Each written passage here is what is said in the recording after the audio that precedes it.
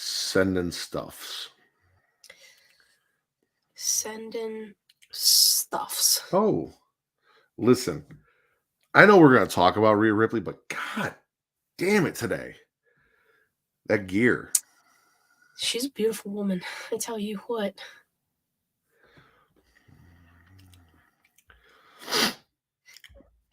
So how did you watch Elimination Chamber today? Went to bed at like 11:30 because like I was so exhausted from work, and I was just like, eh.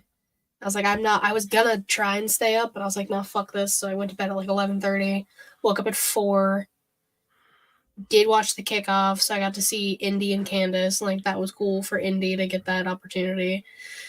And then I literally like had my lights off, my TV on. I was still in bed. I was like, nobody. I'm just here. This is just me. And I watched the pay-per-view, dozed off here and there, like not really caring about some stuff. Then watched Rhea Ripley do her thing as one does. It was a great time. I felt very emotional for her because that's fucking awesome that she got to do that. And then I went to bed. Okay. So you're better than me. So last night I was talking to John and I was giving John shit because I was like, "Are you gonna stay up and watch Elimination Chamber?" He goes, "When is it? Like 4 a.m?" I'm like, pre-show starts at 3 our time. He goes, "Yeah, no." I'm like, "Dude, you're retired. You don't have kids. Like the fuck, you have nothing better to do than just stay up and watch this live." He goes, "Are you watching live?" I'm like, "Whoa, I have kids. I've got responsibilities. I got a kid. Can't be doing that shit." No, I said I'm gonna get up tomorrow and then I'm gonna watch it with Zoe. Blah blah blah. So I got up with Zoe at like 7:30. I went to go watch it at 7:30, and it said that the broadcast had concluded, but the replay was not available unless I wanted to watch it in Spanish. Also, Vince just said, "Oh snap, I overslept," so he should be rushing immediately to join us. He's on his way. Anyways. So about 8:30, 8:40-ish, I was able to turn it on and actually watch it. Watched all the way up through halfway through the men's chamber. Then I had to get Zoe ready for that birthday party and do a bunch of shit and go. Came back sometime around like 4:30, 5 o'clock. Got to finish the last half of the men's chamber and then the main event. The only true rightful main event for this pay-per-view. I mean, yeah. If it would have been anything else, hands thrown everywhere. I am so disappointed because I was trying to like record TikToks of Zoe watching the show with me and her reactions because like she thought Nia Jax was Rhea Ripley because of commentary, and she goes, "Oh, Rhea Ripley's so sparkly." I'm like, "No, that's not Rhea Ripley. That's Nia Jax." She's like, "Well, she's super sparkly." I'm like, "This is Rhea Ripley." She goes, "Oh, I like her too." Or like she kept calling Tiffany Stratton wrestling Barbie. She liked Naomi. I was like, "Yeah, you know, she glows." And she goes, "I like the glow." And then there was stuff going on. I think Tiffany Stratton was getting beat up. They're like, "Oh no, they're hurting Barbie," and I was like, "It's okay." And I was like trying to record it, but I was always catching it like right after she said something and like trying to get her to do it again. It's not as genuine as in the moment. Yeah. But also I have to like get out of TikTok and write down notes for the fucking show I have to talk about tonight. So I can't just like stay on there and keep on it the entire time. I was trying. I failed hard. It's okay. And then she lost interest after the women's chamber. Once Judgment Day tag match happened, she was not about that at all. Listen, I'm pretty proud of my tweet that I made at whatever fucking time that was this morning about Finn and his finger. Finger? Yeah, I saw that. I'm proud of that shit. It didn't get the love and respect it deserved, but god damn it, I'm funny.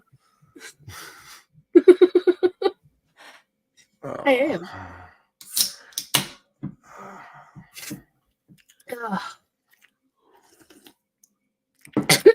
Any day now, Vince. Any day. preferably 2-day, but any day. So yeah, that was my watching experience. I let John know because he's like, text me when you start watching, and I'll text you when I start, and then we don't text each other spoilers, right? Yeah. So I text John. I'm like, I'm watching it. Hi, Tommy. And Time. John's like, oh, Caroline, his girlfriend, had to go to her mom's and shit. So he's like, I can't watch it till she gets back this afternoon. I'm like, dude, just watch it without her. She'll never know. He's like, well, you're not wrong, but he then texts me at like 5. She still hadn't been home yet. Wow. Just about 10 something, he started texting me about the men's chamber. He's like, I'm still watching. I'm like, okay, so 14 hours after I told you I started watching, you're finishing up. Cool. Yeah. Then he called me right before Rhea Ripley's match to ask me questions about the men's chamber. I had so much enthusiasm. I got that. I feel the love. I'm in the middle of a story. What do you want? So he calls me as I'm like setting all this shit up, right? Yeah. And he's like, all right, well, I'm gonna let you go. I'm gonna watch this match, and then I'll call you back. I'm like, don't do that. And he goes, oh, it's Saturday, right? I'm like, yeah. So like in about 20 minutes, I'm gonna be doing a show live. And while don't get me wrong, every now and then when you do call me to talk to me about shit in the middle of the show, it's fun and entertaining. Let's just not do that. Let's not take a live call from John and his thoughts about Rhea Ripley. He's like, all right, cool. I'll talk to you in 22 minutes. And then hung up. I'm like, you son of a bitch. He did not call back, minutes, though. So to be exact. Yeah. That's so.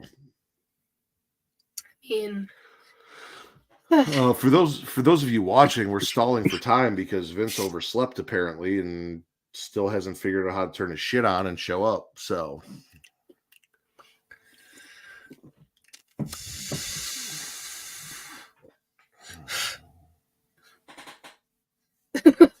I agree. I prefer smacking ass. That too. Tommy, you were kind of sort of here on time. Yeah. I mean, the show hasn't started, so anything before the intro counts as being on time. Yeah. So we got Return to Wrestling tomorrow morning. You were going to join us for If You Have to Ask again. You and I need to talk about fucking Resident Evil next week.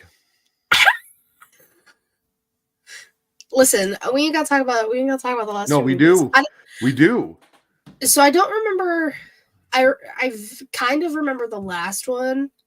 I mean, I'm gonna rewatch them all, but like when you said the last two, I can't remember what the one before the last one is.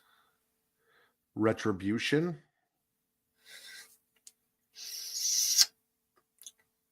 Is that the one with her and like Ada Wong? Oh yeah. Yeah, that's fair. And honestly, the one before that was kind of rough too.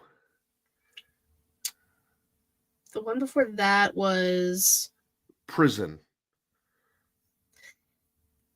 And The Boat. I have a love-hate relationship with that one. And Titty Bugs, which we're going to talk way more about. I feel like I've talked about tits a lot this past Fake week. tits, titty bugs. Fake tits specifically. Yeah, you all thought I wouldn't put that as the fucking title. Joke's on y'all. I didn't think you wouldn't put that as the title. You told me specifically you weren't going to put White Guilt as the title, and then you did. Because I said that the reason we don't steal streams is because of White Guilt. We have to pay for it. That's true. But then Reek was like, do it. And I was like, 2 people said do it. Fuck it. Whatever. I don't care. That's all it takes. That's all it takes is 2 people. Do it, Katie. Well, as long as 2 of you said it. Listen, that's the most views on an episode I've gotten on a little bit, so I'm fine with that shit. I've been trying to tell you about them titles, man. I know. Well, like, I never can think of one. Like, I never have one pre-planned unless it's, like, the fucking predictions ones. Because, like, those are just, like, insert whatever pay-per-view predictions. But, like... I try to get away from that. That's why... Because I did that kind of with the WWE. I didn't have anything clever for, like, the WWE horror film shit that we were doing. And I didn't love those titles. That's why I want to do something different with the title for Resident Evil. No, I get that. That's fair. Hola. What up, Mike? You know what? I'm not waiting on Vince anymore. I don't know where the fuck he's It's been at. 10 minutes. It's been 10 minutes. Let's start the show. Let's do it. No, I listen to it all the time. I tell all my friends to Smack It Raw.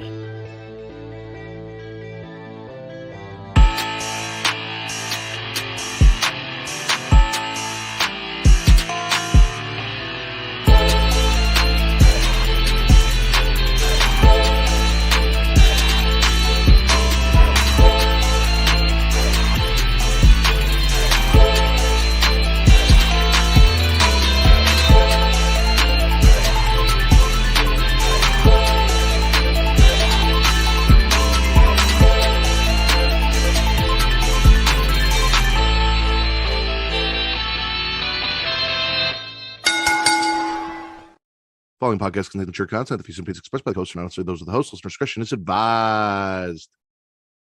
Ladies and gentlemen, welcome to the #1 wrestling podcast on places where you can find people having sex on the internet. Smackin It Raw. I am your host, the patron saint of podcasting, the Warden Matt Ritter, and I am here with my co-host. Just one right now. We might have two.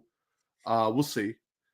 She is host of the She Lead Showcase, Inside the Mind of, In the Crowd, and Storytime with Miss Katie Kinsey, baby. Hi. So there, Cater Tot, Sultan of Step on Me, Goddess of the Gangland, so many nicknames. Just so you know, the original plan for the show was me, Katie, Vince, and Matt from a pro wrestling podcast with Matt and Friends. Unfortunately, Matt is not feeling well. Was unable to make the show today. So then I'm like, you know what? We'll just go the three of us. I talked to Vince 10 minutes ago. He said he was on his way. Still not here. I couldn't hold you guys up any longer. So Vince may or may not show up. And depending on how long it takes him to show up, depends on if I'm going to give him an intro or if I'm just going to just let him join the call and fuck it. He doesn't get one today. We'll see. If it hits 15 minutes before he shows up, he's not getting an intro. I'm not introducing him. I feel like that's fair. I got a little timer up there. It says live 12 minutes, 35 seconds. He's got till it hits 15. I see it. Katie, how are you? I'm okay. Yeah. Headache. I might have pulled something in my leg. I don't know when, but it like kind of hurts. So that's fun.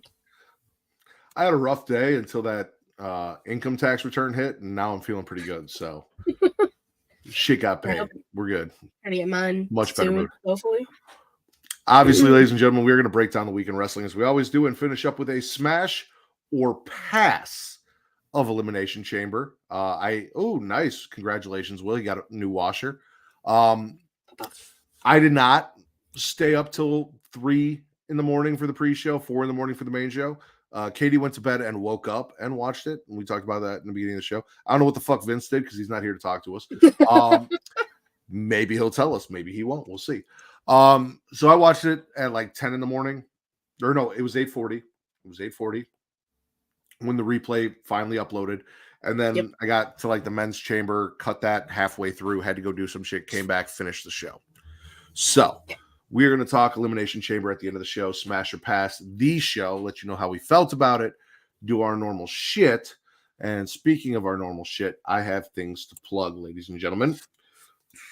First and foremost, thank you for joining us if you're watching us live either at twitch.tv/creationworld, where if you have an Amazon Prime account, you have Prime Gaming. If you have Prime Gaming, you can link it to your Twitch account and get a free sub every single month. Costs you nothing. You're paying for Prime Gaming. This is just a little fucking bonus for all the shit that you're already paying for that fast delivery and discounts and whatever else. It's there. It costs you nothing, but you can give it to your favorite content creator. It could be me. It could be Miss Katie Kinsey Bebe over at the She Lead Showcase. It could be the Will Gray down in the chat over at Rivet City Radio, or anyone else on Twitch that entertains you and you enjoy. Please show them your support and give them that, because it helps them with the content that they create to entertain you, which is why we're here. Speaking of entertaining you, which is why we're here, if you're not watching us on Twitch, you may be watching us over at youtube.com/creationworld, where it is free to like, to subscribe, to comment. Katie, what does that do? I can't do an accent right now. I'm still stuffed up. Boost the algorithm helps find new listeners. Boost the algorithm helps find new listeners. We stole that from Will and we use it every show because we love him so much, and it's such a genius way to put it. It gets us exposure. It helps people find us so that they can enjoy us the way you do. And the way you enjoy me is important because I am a what, Katie? Whore. For your likes, for your comments, for your entertainment. I am here to whore myself out on the internet for you. Don't tell my wife I said that. What that means is everything we're doing here is for you guys to be entertained. So show us that we are doing a good job by liking, by commenting, by subscribing. And when you do that, it lets more people see us so that they can enjoy and experience the same way you do, whether it is missionary, doggy, whatever you prefer to enjoy your experience with Matt Ritter as whatever position you like to listen to podcasts in, they can too, or whatever theirs is. Maybe it's reverse cowgirl. Who knows? I'm here to satisfy via audio only. Anything else, you got to pay my wife and talk to her. She's my pimp. So, with all of that said, I also need one more favor. If you're over at YouTube, flick the bean for me. Please flick the bean. Hit that notification bell. Get notified every time we go live. Whether it is every Saturday at 11 p.m. Central, midnight Eastern for Smackin It Raw. Every other Sunday, including not this Sunday, but next Sunday for Getting Off, where Katie, me, and Justin, if he does show up, and possibly Will, because he still hasn't gotten back to me and 100% confirmed, are covering Resident Evil. The entire movie franchise, not the video games, not the TV show, the movie franchise, Mila Jovovich, all of that, doing it. Will says he's already seen all of these, so he should be there. So you'll at least get 3, probably 4 of us. We'll see how next week goes. And there's this thing. It's called the Creation Conversation. It's on a bit of a hiatus, but we will be back. I will be discussing that with Travis tomorrow. You guys will find out very soon when and how we will be coming back in the format we will be. And you guys will find that live when it drops in its new format. Once that returns, we took last week off, should be coming back in some way, shape, or form this next week, from what I understand. We'll let you guys know more via our socials, whether it's at It's Creation World, ITSC, or EATI World on all social medias, or Facebook.com/Creation World, which is also a place you guys can watch us live. You don't get an intro because you took 15 minutes to get here, and I said if you don't get here before the 15-minute mark, I'm not introducing you. So, hi. Yeah. Okay, cool. Whatever. I can't click, like my mouse is being weird, so I can't click on shit. So you know how like when you're like hovering over stuff, you get like the little like glove hand or whatever. It's not letting me click on stuff, so I have to like double click it, and so I won't be helpful in that regard, but I'm here. So you're telling me you say some out of pocket shit, and I put you in the waiting room. You can't come back unless I bring you back. I mean, I can't hover over it. Like I can try to double click it and see if it works, but there's no guarantee that it'll work. But then now also my phone's being weird about it, so it's like just all kinds of sort of issues. All right. Well, we just finished plugging all of our intro shit, and we are on that point of the show, ladies and gentlemen, where Miss Katie Kinsey Bebe takes center stage for news and rumors. Yeah, that's me. So WWE World, which I'm guessing is like Access, from what I've been understanding, will be happening Mania Week, April 4th through the 8th. Before anyone asks, no, I didn't buy anything for it yet. Leave me alone. I might. We'll see. I don't even know if I want to go. Oh, tax returns are coming back, Katie. You'll be good to go. We know you make millions of dollars with all these tickets and shit you buy, so your tax returns got to be literally not true. No, it's not true at all. I don't make millions. If I made millions of dollars, I wouldn't be in the predicament I'm in now. So I don't be making millions of dollars. These are blasphemous lies. if you weren't spending millions of dollars on tickets to every show that happens in the United States of America, then you wouldn't be in that predicament. I'm not spending millions of dollars going to these shows. Am I going to Revolution next week? No. I'd say the same thing if I were you. I wouldn't tell anyone I was going. I'd go there. I'd be in an all black hoodie with the hood up, so nobody noticed me. Oh, like Solo Sikoa and Jimmy Uso just show up with like a hoodie, just show up, fuck things up. I don't know. Yeah, whatever. So that's happening. Tickets are on sale now. It's basically just like normal WrestleMania access. Bunch of shit exhibits. Then you can pay for like autographs and stuff after the fact. So that's the thing. I will be having my own version of WrestleMania access, but in Tennessee, because I'm going to have access to wrestle the Will Gray. Are you guys probably nude. Oh, there you go. Consensually? Will, you're in the chat. Will it be consensually? I'd hope so. Do I have your permission to strip butt naked, oil myself up, and wrestle with you? I should probably also check with Kate. You maybe. I mean, hasn't she usually given you the okay to anything as long as it wasn't from the opposite gender? Yeah, generally I'm allowed to do whatever I want as long as it has a penis. Oh, there you go. So, anyways, I can't stand you guys. Malachi Black, we know him, we love him, has I think it's a YouTube thing that they're doing called Dark Prospects. It's the gym that him and Zelina opened up in, like, that they built and everything, and it's showcasing like the new talent that are going there. And I guess Tony Schiavone was like doing commentary for the first like main event that they were doing over there. So it's pretty cool to see new up and comers and Malachi getting to work with some of these younger kids and all of that kind of stuff. Yeah. Up and comers. Did I mention that I'm going to Tennessee for WrestleMania? Anyway, continue. I can't stand you. Jennifer Pepperman will be the new VP of Content Development for AEW. For those who don't know, she used to write for WWE and then didn't. Was partly responsible for a lot of racist things happening on scripts. Yeah, so that's going to be really good for all the talent in AEW that already aren't getting fucking showcased. I'm usually all about, hey, women backstage, let's go. No, if you're going to be a racist piece of shit, fuck off. I don't want you there. That's why we don't advocate for Tessa getting a job. Fuck Tessa Blanchard. A Crimson Chin looking bitch. How she still gets hired is beyond me. Yeah. I hate her so much.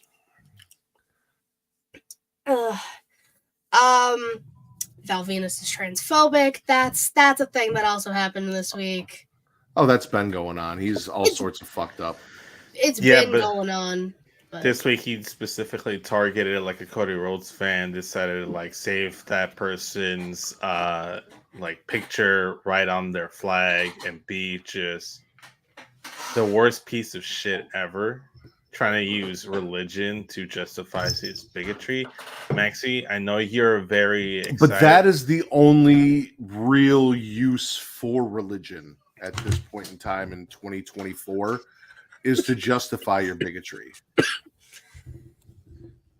I can't because touch my mouth. If anyone actually paid attention to what they should in the Bible, it's the stuff about Jesus and being Christ-like, which is accepting literally everyone. Exactly. And not isolating people due to their beliefs, their gender, their sexual orientation, any of that. Jesus, he himself, who said, be like me, didn't do any of that shit. Jesus hung out with whores and gays and lepers and everybody, loved everybody. And then he's like, you should also love everybody. And they're like, yeah, except for all of the people that don't fit what we think makes a good Christian, because we're the ones that should decide, not you, even though we follow you. It's all fucked up. So yeah, fuck them. And fuck Val Venus. Yeah. Ditto. What did I call him on my show? Stupid, bald-headed motherfucker. And Listen. that was not a context and turned into a meme in the Which chat. I kind of expected. I was popping off on my own show, I will say. I was very proud of myself. The last thing, Forbidden Door numero tres at Arthur Ashe, because everything's in New York, apparently for them too. June 12th. It is a Saturday, I think. I don't actually remember. But listen, Ziggles won a title. Maybe Ziggles will show up at Forbidden Door. I'd be okay with that. Which title did Ziggles win? I don't know. Yeah, me either. Everyone's like, "Oh, this is a long time coming. He deserves it." I made a promise that we wouldn't talk about he who shall not be named now that he is no longer with WWE. However, rumors and speculation say that after winning a championship over in New Japan Pro Wrestling, their television title, he may be showing up at Forbidden Door. Listen, not that I'm currently paying for AEW pay-per-views, but you put that motherfucker on TV, you can guarantee I am not buying a Forbidden Door pay-per-view. You can guarantee I am never tuning into anything. Didn't New know you Japan felt is that producing. strongly against Dolph Ziggler. No, not Ziggles. Ziggles Which didn't win the he TV won title. The global title, apparently. Thank you, Justin. Which is not a world title because according to AJ Styles, the globe is round and the earth is flat. So I can't wait to talk about Alan later. He's Oh yeah. he's in that race. outside of my feelings about how they book things and this and that and blah blah blah, the new hiring of the person that Katie mentioned in News and Rumors, the idea that they might bring in this piece of trash for Forbidden Door because of their relationship with New Japan. I am honestly like there are a couple things keeping me tuning in every week, and once they end, I don't know. I really don't know. I'm having a rough time with them on a daily basis. Vince, I need you to stop playing with your pussy on camera. No, I understand the AEW thing. Also, I got issues with he who must not be named beating one of their top talents in 8 minutes. Like, what the fuck? That's where I have an issue with it, and I don't even fucks with New Japan like that. I got issues. Who did they beat for the title? Tanahashi. But isn't he booking the show now? So he booked himself to lose? This could have been, listen, we don't know when that decision was made. But regardless, why would you do that to yourself? You're booking. Book yourself to win. The fuck? Well, So hold on. I can't be mad at the booking because if you're booking the matches and you book yourself to lose your own match, then that's on you. You can't really, like, I'm not trying to be an apologist, but like the crowd literally had no reaction. They were dead silent after he won the title. That's talk the about booker's fault at that point. Let's talk about a couple things. One, we already ran through AEW. Everyone knows the fucked up situation with WWE and Vince McMahon, which we are not letting that off the hook in any of the horrid, terrible. We've talked about that at length over the last couple episodes of Vince McMahon's despicable actions. And again, fuck Vince McMahon. Yep. New Japan, since Tanahashi took over, has cut ties with Stardom and hired Matthew Riddle and put him in a prominent position on TV, defeating the Booker. Not the trajectory. If you're trying to break into North America and be a prominent figure in North America, that I think you should be taking is cutting your ties with the promotion that is women's wrestling. Is there's a big women's wrestling boom here in North America, and also hiring someone that we kicked the fuck out of North America and hoped never would return to our TVs. So Tamagotchi, if you're listening, you need a reset. You're fucking up. not so much an ace right now. You're more of that choker card in the pack that nobody wants right now. With the moves you're making. Mm-hmm. Yeah. What else you got, Katie? That was it. All right. I guess it's time to talk about the week in wrestling. Yes. I'm going to kick it off because I think I'm the only one. Raise your hand if I'm wrong. That watched Rampage. Oh, you did? No. Did you have notes from Rampage? No. I actually didn't write notes for Rampage. I don't know why, but I watched.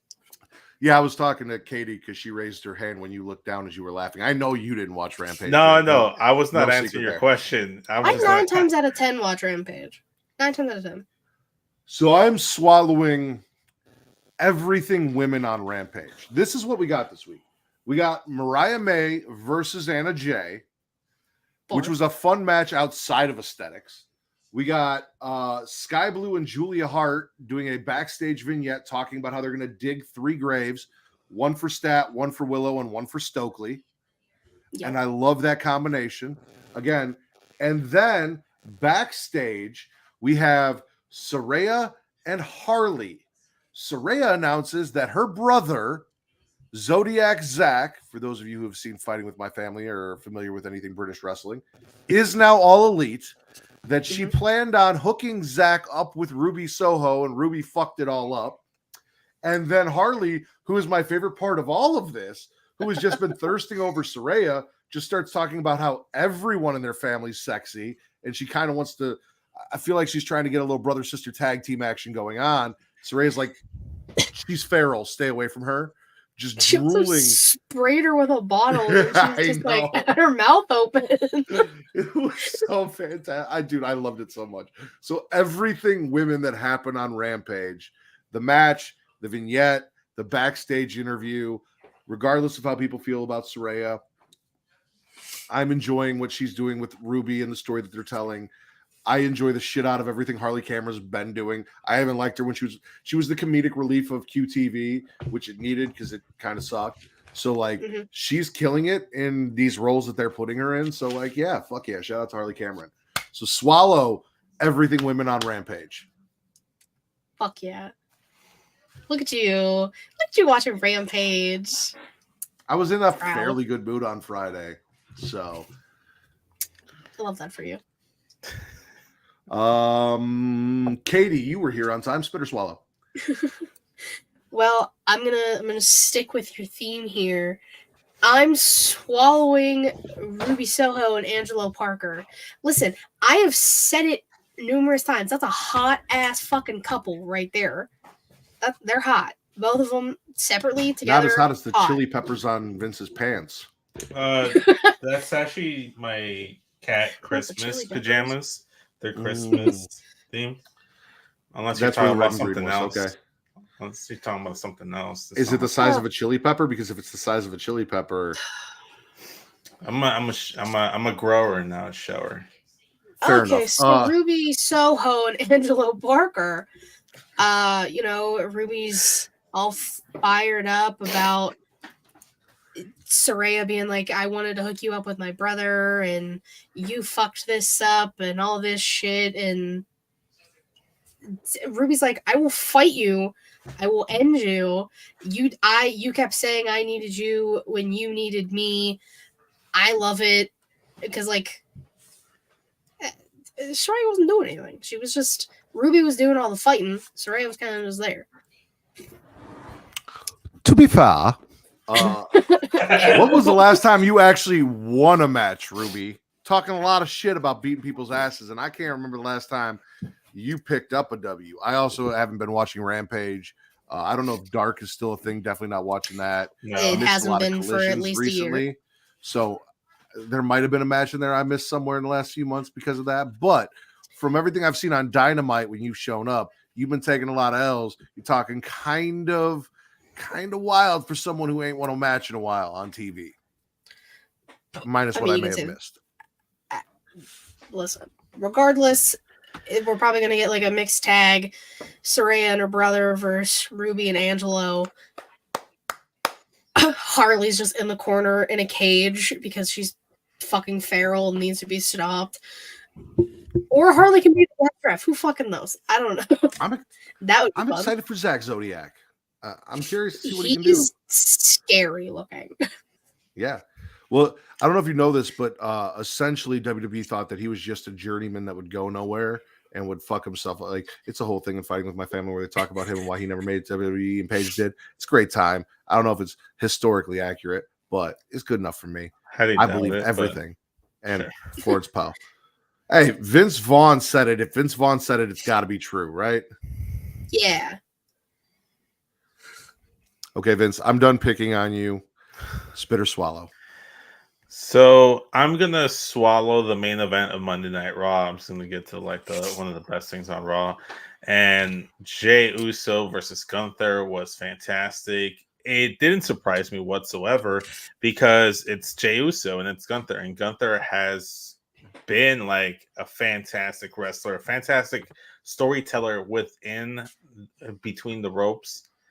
And it got to that final crescendo where you thought Jay had it. And then, granted, I knew there was going to be foul play on the outside from the bloodline, specifically Jimmy Uso, considering the fact that they did interfere in the opening of Monday Night Raw as well. But, jumping back and forth there. So Jimmy goes ahead, hits the ring bell, distracts the referee because, okay. That's where I take issue with this.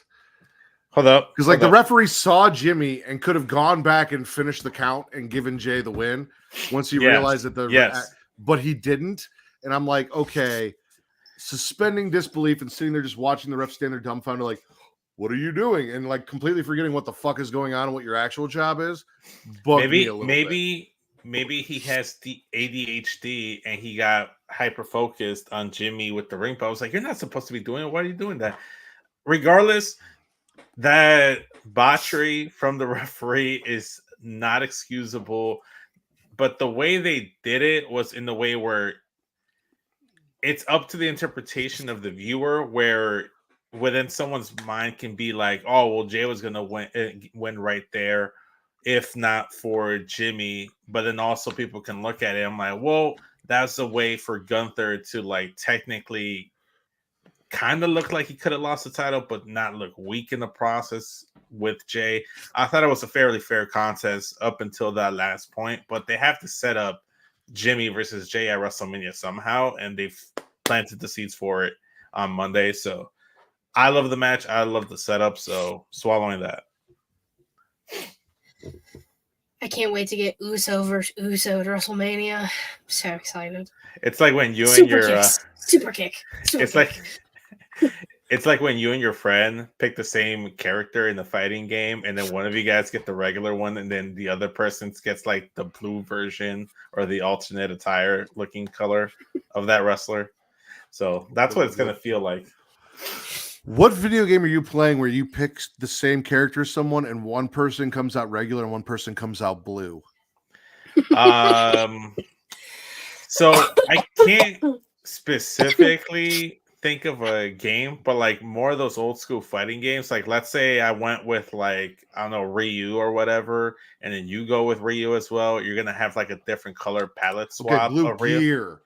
Yeah. In my head, I was picturing they Jey Uso and then Jey Uso if he joined the Blue Man Group, and I'm like, I don't know where Vince got this idea from. No, gear, nah, dog. Okay, I'm with you. I'm sorry, I'll try to specify non-blue skin attire.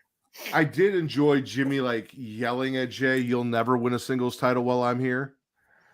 I love that. WWE at WrestleMania Arcade. He was shout out to Young Kings Wrestling. This is their thing. They coined it. That's their thing. But Jay out here trying to come for that Player Hater of the Year award, and I can't wait until next year. Jimmy, my fault. Look, they're so similar you can't even tell them apart. Yeah, exactly. You have no idea who was wrestling Gunther and who showed up. Big goon. Yeah, that. Listen, I just woke up from a nap from like 30 minutes ago. Just give me a sec to fully wake up. I couldn't wake up for a pay-per-view. I barely woke up in time for the podcast. Well, you better wake the fuck up because my next swallow is also from Monday Night Raw. And it's what I dubbed the Truth Line, ladies and gentlemen. It is the segment with Jackie Redmond and our Truth, where he goes in depth on his new friends, DIY. He's wearing a poncho, even though it wasn't raining. He talks about joining the Judgment Day being like the first time John Cena put on jorts. Like, everything Truth did here was fucking amazing, and I loved it so much. He is hands down the best part of the Judgment Day. And if you go listen to the latest episode of Get Yo Podcast, you will hear Vince even admit that I have been right about Finn Balor. He'll never admit that I've been right about Dominic Mysterio because he loves him too deeply. What? That he's even the best like, luchador in all of Lucha Libre? I swear I even heard Vince say verbatim, the longer this goes, I feel like we're getting closer and closer to Matt being right about Damian Priest only being able to cash in his money in the bank for the NXT championship. Listen, that's very true. And if you'd like to see me agree with Matt, because I hardly ever do it on this show, go ahead and check out the Get Yo Podcast. The latest episode, we had the Will Gray. We had made a lot of culinary puns, so it was very flavorful. Yeah, you guys were trying hard on that one. Not initially, and then I tried to like sneak them in there. You know, we ran out of lube, so we're just gonna have to force the puns in there sometimes. But it was consensual, so it was all good. Outside of Rhea Ripley, who I don't even really consider part of Judgment Day anymore, like she's Dom the leader of Judgment Day. She does her own shit now. She's not like barely even hangs out with them anymore. Dom doesn't come out with her anymore. I didn't see him tonight ringside watching mommy whoop some ass, which we're going to talk about later. She doesn't need Dom. Dom needs her. She's whooping ass on her own. Similar to Gunther. So is Gunther not part of Imperium because you don't see him hanging around with Imperium or Imperium? He's with Imperium every week. No, every week. Not every single week. No. And they come out with him all the time. He was not around. Celebration with him in the middle of the ring a couple weeks ago. They were not around each other on Monday Night Raw this past week. Okay, 1 week. Rhea hasn't been with Judgment Day for like a month. That's not. I feel like Rhea realized what she had in Dominic Mysterio, and Dom had to downgrade to JD, which I mean, hey, whatever he's into, you know. Ironically enough, it's big enough. Ironically enough, I feel like come Monday Night Raw this upcoming week, we're gonna see Rhea right next to Judgment Day together, and that's just gonna make me laugh. We're gonna see Rhea come out and tell Judgment Day to go fuck themselves. How dare you kick out our Truth? I'm out. No, but going circling back to that whole conversation about Judgment Day with our Truth. One, shout out to our Truth for being the funniest man in the world, talking about how he arrived in Austria and nobody was there in the arena. And it's like, what do I do now? Do I go home? He wasn't at the arena. That was a genius way, if it was by WWE Creative, to be like, we need to find an ingenious way as to why our Truth wouldn't show up and fuck things up at Elimination Chamber. He wasn't there. They retained pause. Save that for later. But yeah, all good stuff there. Love our Truth. I agree with you. He's been one of the best parts of Judgment Day recently. Not the best part of Judgment Day overall. That's Rhea Ripley. She proved it on the pay-per-view. Visually. Don't talk about my woman like that. Mighty Mo, catch a co-host by its toe. If they holler, let them go. Eeny, meeny, miny. Katie, spit or swallow. God fucking damn it. I knew that was coming. To the surprise of no one, I'm swallowing Chad Gable versus Ivar because, god damn it, we put respect on Chad Gable's name always. Scrappy Doo. Scrappy Dappy Doo in the best way possible. He's just so fucking good, and his stalling suplexes he does always phenomenal. But on like the bigger guys, it's so fucking cool to see. It was a hell of a match. He finally got the win over Ivar after the torment they have been putting the Alpha Academy through for the past month. I want to see Chad Gable at WrestleMania in some type of match. I don't care what the fuck it is, but that's what I want and that's what I deserve. He is going to be in a multi-person tag team match for the tag titles or in the Andre Battle Royal. They don't Which really we don't do anymore, so on they do it on SmackDown. Well, then it's not at WrestleMania. Okay, so then there's the answers, because that's honestly all they're going to do, because they're not going to be... Unfortunately, it looks like what they're... Gunther, Chad Gable for the IC title one more time. Chad wins it at WrestleMania. I want that for you, Katie. I just don't think that's going to happen. I want that for myself. Hey, I can fucking dream. We all have to dream, you know. Like, I dream every single day that they'll use my Latinos over on SmackDown better than they have been the last couple of weeks, but, you know, might have to wait for Rey Mysterio to show back up for that to I be dream highlighted. every night about what it looks like when Vince spits or swallows. Well, you won't have to dream about that very long, because my next swallow is the opening of Monday Night Raw, the Cody Rhodes versus Drew McIntyre match. You know what? I'm just going to go ahead and lump it in here as well. Like Drew McIntyre versus LA Knight on SmackDown. Drew McIntyre in general has been a breath of fresh air. I had him as one of my winners on Get Show. I didn't get a chance to actually say it on air because we were running long with the stuff.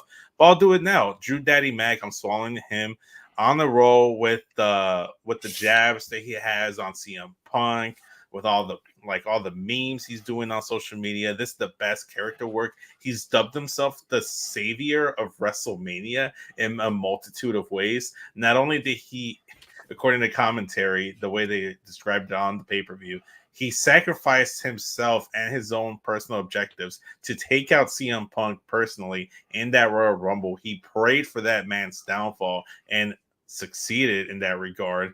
Started making merchandise off of his name, which, according to Punk, he gets more royalties than Drew McIntyre.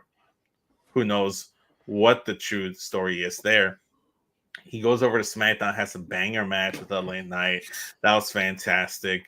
He's doing great work, but then also, not only did he save WrestleMania by taking out CM Punk, according to his words, allegedly, he also is taking credit for why Cody Rhodes decided to backpedal and choose Roman Reigns and leave that world title scene alone, and allowing him to finish the story. According to Drew, he's the one that motivated Cody to finish the story. So, swallowing Big Daddy Drew. True Daddy On that note, fuck Adam Pearce. Wow. Oh, okay. Aggressive. Cody loses to Drew because Solo had to re-up his Mania screw job from last year, which is why we need a brand split so these things don't happen. And what does Adam Pearce do? He's like, don't worry, Cody, I'm going to find... No, don't fucking find him. Arrest his ass. Get him the fuck off this brand. Where's my goddamn brand split? You know what? Yeah. Nick Aldis would have had him arrested. Nick Aldis would have had him hauled out in cuffs because Nick Aldis is a real motherfucking GM. I am SmackDown. Fuck Adam Pearce and Raw. Nick Aldis for WWE Booker of the Year. Nick Aldis. He gets my... HBK gets my vote. I also loved how angry Pat McAfee was at the whole finish of the Drew match, and then the telestrator. Yeah, the telestrator. I fucking love Pat McAfee. That was hilarious. Hilarious. All right. Let's go to the women. Let's talk Liv Morgan explaining Swallow, by the way. We had a brawl for everything Elimination Chamber on Raw. So Liv came out and explained to Becky, like, listen, I hear you. You need to prove that you're the best. You're already the man. You've already main evented WrestleMania. That means absolutely nothing to the fact that this bitch took months of my career. Like, cool. Good for you. Lost months of my career. I deserve it more. Yeah, apparently Raquel showed up because she won a battle royal or some shit. Not important. We don't. I heard that she did come out and show out, despite a flare chronic up. illness flare up that she had. So Kudos Yeah. to that. We don't wish ill will against anyone, regardless of how shitty they are in terms of their beliefs or just extracurricular activities. Yeah, like you could tell when they weren't zooming in on her face that she had a flare up, and you can kind of see it on her face. But the fact that she still wrestled with it in Australia, I mean, I give major props to that. Apparently, according to commentary, it was very humid in the arena, and it was very hot leading up to Elimination Chamber. So it was like 100 fucking degrees. Yeah. Kudos. Summer. Yeah. Wow. Jeez. I don't know if you guys realize that, but not like time zones and everything, but like seasons are different on the other side of the world too. So like I know winter here, summer there. I am aware. I just wasn't expecting 100 degrees. We had Naomi cut off Raquel, thank God. Then Tiffany comes out, Bianca shuts her down. Tiffany hits Liv, they throw hands. Bianca's fighting in heels.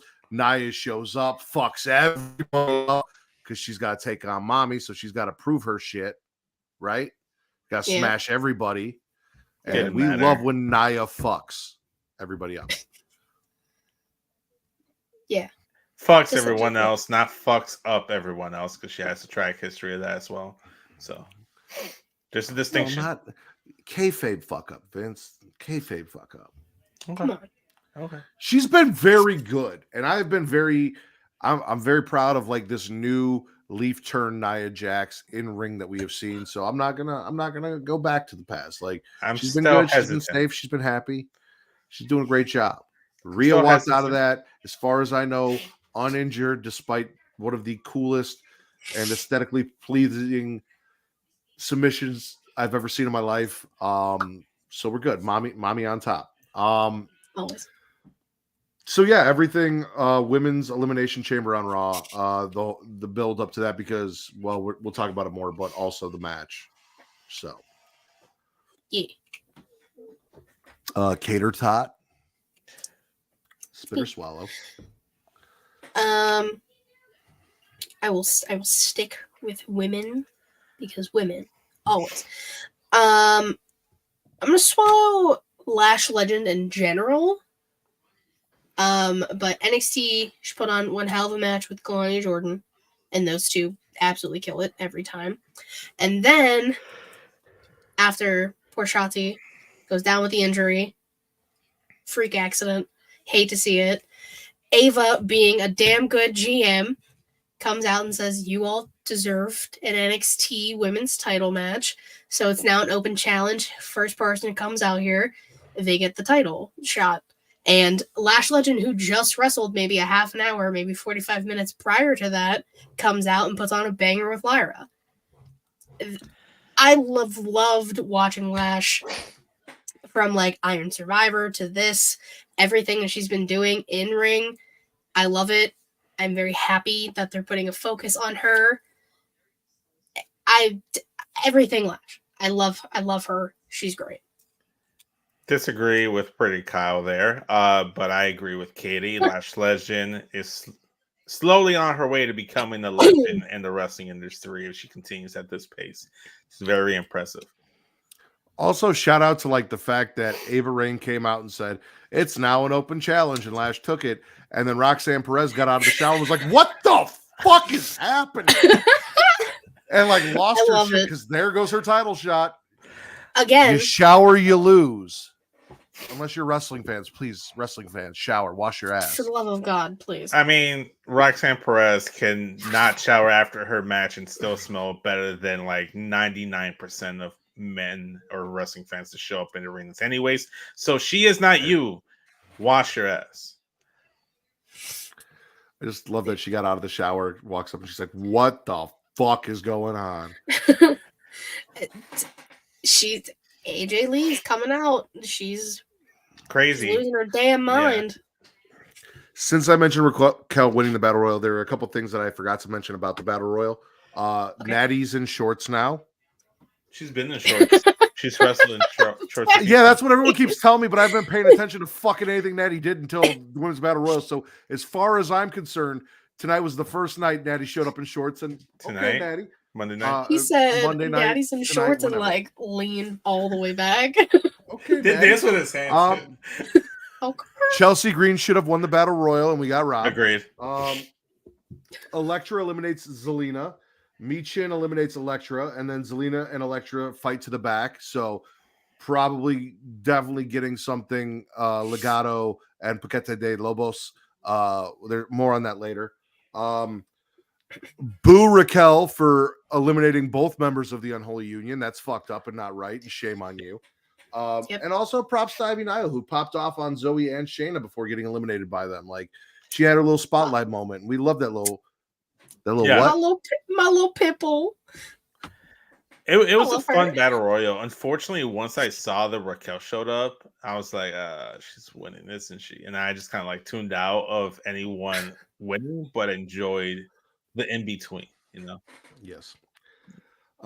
Vince, spit or swallow. I'm gonna go back to Raw. We lightly talked about Truth, but didn't mention the fact that he was in a fantastic 4-on-4 tag team match. Judgment Day versus R-Truth, The Miz, and D-Generation X. They all did the cross chop on Monday Night Raw. I thought it was a really good match. Fantastic. Was it the end result that people would have preferred? Probably not, because they want Truth to win everything, and I can't blame them for it, but it was a fantastic As he match. should. I can't wait till Truth takes that Money in the Bank from Damian Priest. So here's the thing. We kind of had little like Austin theories over on Get Your Podcast, and one of Will's theory was that Finn and JD actually swapped out the contract inside the briefcase. Nope. I would I would that like when JD first was coming around, and I kind of was on that train, but it's been too long. It's been too long, and it's been so long that it's almost like, oh, I forgot about it. They're circling back to it. I wouldn't be mad if they went that route, because that'd be something where, like, how I was agreeing with Matt on that episode. Maybe you start re-legitimizing Finn a little bit, because right now I agree with Matt. It took me a minute to get there, but I agree with Matt. Finn is the lowest totem pole of the members in Judgment Day. Then goes JD. Then goes, depending on the week, is Damian Priest or Dominic Mysterio, depending on what they're doing. Rhea's next, and then R-Truth is no longer a member, so he's not on the. No, he is. He's the top. Because Rhea left. Rhea's unofficially. Because Rhea left. No, but that was a fantastic tag team match. I thought it was great. Shout out to them. They continue to do great things in the tag team match spectrum over on the pay-per-view, which we'll talk about. But yeah, good stuff over on Raw. As much as I love R-Truth and what R-Truth is doing, when I saw 8-man tag team match, red flag number 1, when I saw DIY, who I generally love but have not been feeling what they've been doing on Raw, as a part of this, red flag number 2. And then when I saw that Finn Balor was in a match and so was JD, red flag number 3, because those are the two people I care the least about. So I basically just tuned out of the 8-man tag. I understand for you. I understand your personal sentiments, but I just want to reiterate that these are your own personal red flags and not general red flags. All red flags are general red flags. I guess I'm just, because everything's kind of intertwined. So I'm going to finish everything I have for NXT in one big, solid load. And it's a mix of spitting and swallowing, because it's a big load. I couldn't take it all. So I'm going to swallow the fact that Thea Hale was getting conflicting dating advice from JC and Ariana. Mind conflicting? Well, JC gave her advice that she took a certain way and it fucked up her date. Ariana was like, no, you should just like worship this man and be thankful and blah, blah, blah, telling her to do. She didn't say worship it. Essentially, Ariana Grace was giving fantastic relationship advice. JC Jane was personally setting up intentional failure for that relationship towards Thea Hale. I mean, depending on how you look at it, Ariana's Grace might be a little too old school in her theory on how dating should go, and supporting that might anyway. We got JC versus Ariana. Enjoyed the shit out of that. Jasmine Nix was there too. Not really sure who she is, but cool. She's trying to steal Thea's best friend, just butting in, trying to be JC's new Thea. She's all about it. So good for her. Fallon and Thea bond over how Thea fucked up her date, and Fallon realized, oh yeah, I had two best friends that I've just kind of been ignoring for months, and now they've got problems, and that's kind of on me because I should have fucked Briggs a while ago, and I didn't. Or Jensen. No, Jensen. Jensen. Yes. No, I want to fuck Briggs. There's a difference. Along with that, okay, so it's not everything because you did talk about Lyra and Shotzi, and I just didn't delete that. So that okay, so yeah. Along with the Chase U stuff, we have Andre, by the way, this is all spit, and Duke trying to get a title match that was promised to them, knowing full well that Braun and Baron are little bitches and wouldn't do it. First off, the only people that deserve a title match is the fucking family. I'm going to address the fact of why we're not getting that in a moment, because shout out to the Don. But you had a deal with someone else. They're no longer. What makes you think you can come in here? And then, of all people, Nathan Frazier and Axiom. Who the fuck are you? Why? What? Baby Rollins. What the fuck do you think you have any claim to a tag team title in any way, shape? Oh, we almost beat you. No, this isn't horseshoes, hand grenades, or a fucking cum shot. Almost doesn't count. Back the fuck up. Peel the mask off. Call yourself A Kid. Repackage yourself and move the fuck on. At this point, he's B Kid. So now Chase U had to fight Frazier and Axiom for the title shot that should go to the family anyway. Chase U wins. Then out of nowhere come the Good Brothers, because apparently AJ Styles smacked Carl Anderson so hard he ran to NXT to get away from him. That was my line from Get Yo. Shout out to Vince. Shout out to Vince. Apparently they're here for the tag team titles because them collecting a check and not doing anything for the last 6 months, 7 months on Raw wasn't good enough. So yeah, cool. Good. Cloud that up. But back to my boy Tony D, because again, these are his title shots. Tony goes, listen, we lost. Rizzo, you lost. It is what it is. We lost our tag team titles. It is what it is. I lost focus. I'm supposed to be the leader of this motherfucking family, and I have things I need to do. So we're not going to go for those tag team titles. We're not doing that shit. I've got bigger plans of where the family's fucking going. We need to sit down. We need to let everyone know, and anyone that has a problem with it can get the fuck out. Tony is going for that NXT championship, and I cannot wait. I cannot wait for Tony D'Angelo, NXT champion.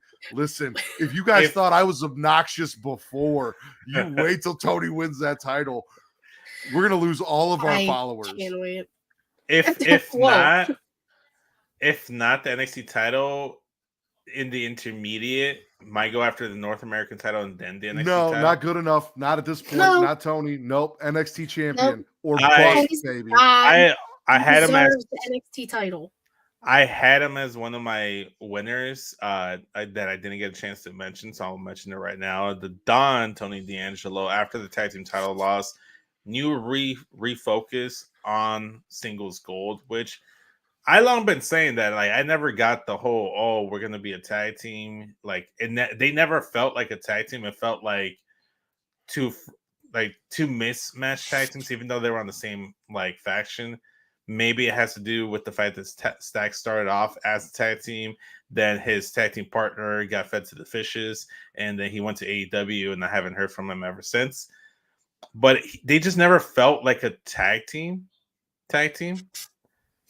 Nice.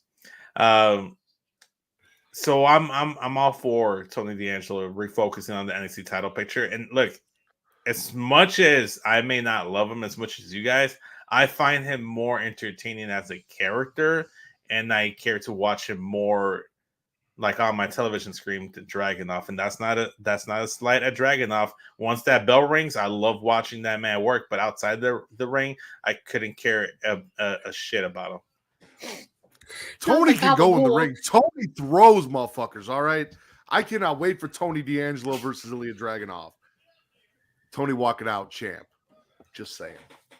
That man is in NXT to earn that spot. Let's put him in that main event. He's my Don. Oh, he's your Dom? Don with an N. My daughter Don. does the same thing. I asked her to spell clean and she spells it with an M. I get it. It happens. N. Don. No, she really does. Like we have this thing on our washer and dryer. You slide it, it says dirty or clean. And I'm like, spell it. And she goes, CLEAM.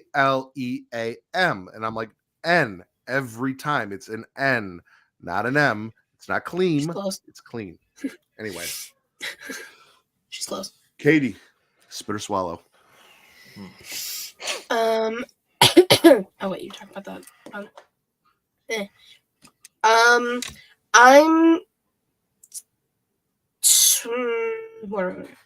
okay, so I don't know exactly what Wardlow said because I had my TV muted because my friend was FaceTiming me, but he looked fantastic and he looked angry, so I'm swallowing that. Again, I don't even know what the fuck he said. Wardlow came out and Wardlow was like, listen, I deserve fucking better. Stop. Remember everything I said last week? I know you weren't here, Katie, but I know you watched. Where I was like, stop sending Wardlow out for fucking jobber matches and having him squat. Yeah. He's like, I should be served top tier talent. I should be in the main event. I smashed this man. I smashed this man. I fucked up the MJF. I did this. I did this. I deserve better than what the fuck I'm getting. And I'm like, dude, did you listen to the show and hear what I said? Because you might have. Where the fuck did that motivation come from? But I was about it. Dude, 100% with you. Swallow Wardlow saying in a much better way than what I said last week, he deserves better than the squash matches and the bullshit. Beautiful, respectfully disagree, but I'm glad you guys are enjoying the product. Did you watch? You don't even watch AEW. I saw the promo. Funny enough, I turned on AEW for some reason on Wednesday, and it went straight to the promo. So that was the first thing I saw, and the only thing I saw that I intentionally went to go look at that wasn't on social media.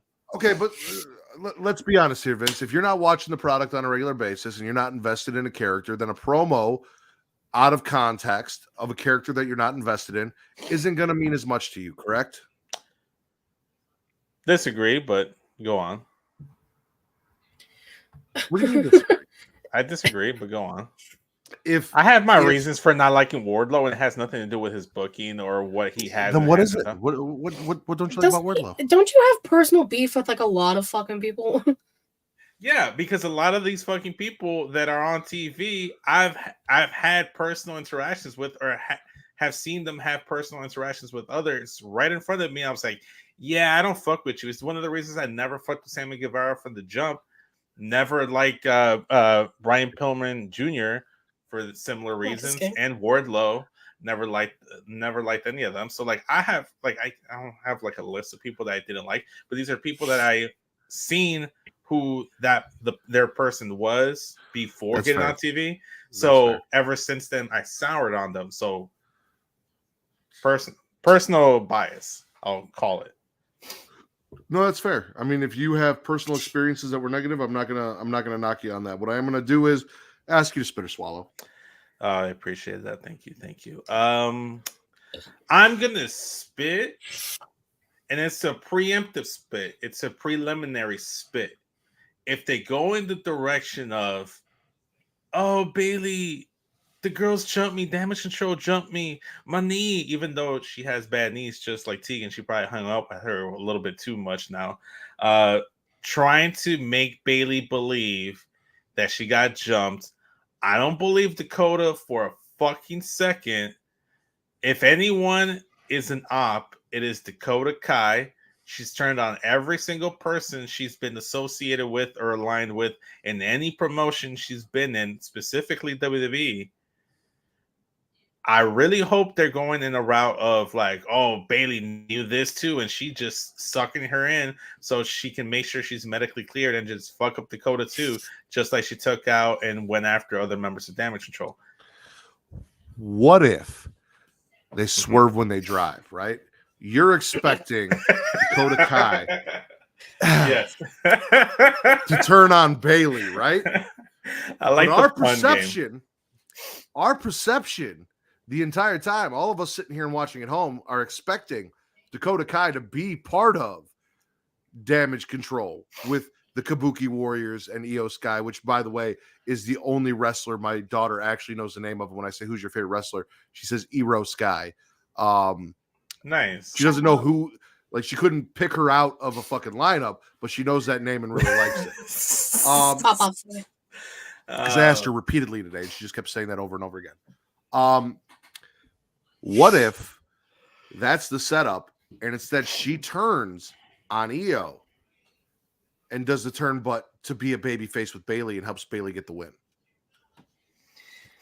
I don't know if I believe it. Even if she helps Bailey win the championship at WrestleMania, I wouldn't believe it. I would still be like, she's gonna turn on Bailey at some point, and then it's gonna lead to a singles match at a pay-per-view. I don't trust Dakota Kai. We do this build up. We think Dakota is she, and then in the match, fucking running kick to the face. Bailey gets the win. Dakota turns, but turns on the bad guys for once.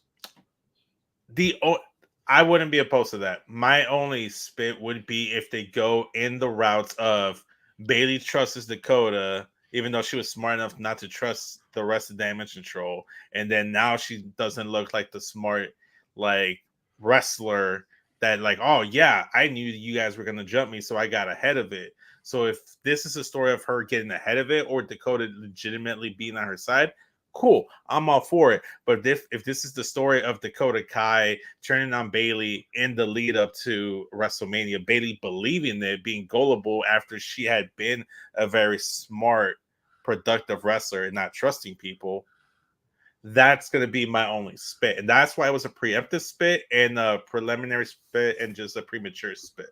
So we'll see. It'll turn into a swallow if what Matt says comes to fruition. Or if probably won't. I'm fantasy booking like a motherfucker. Okay. All right. Well, as long as it doesn't turn out, oh, Bailey trusted Dakota and she shouldn't have trusted her because Dakota turns on her. As long as we don't get that, I'm for it. You want to say anything before I transition, Katie? I mean, the only thing I was going to say is that Dakota's finally fucking cleared to wrestle, so that could change a lot of plans that they may or may not have had. So, Vince, I agree with you. We want Bailey to be a smart wrestler. And if you want to be a smart wrestling fan, ladies and gentlemen, patreon.com/creationworld, where for $1 you get 3 shows.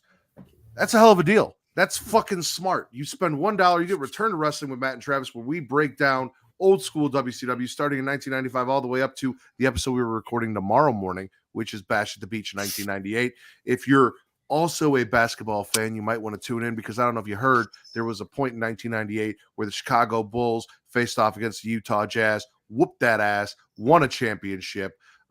In this case, Diamond Dallas Page and Karl Malone are taking on post-championship win Dennis Rodman and Hulk Hogan in a tag team match in the main event. So you get a 2 for there if you're a basketball and wrestling fan.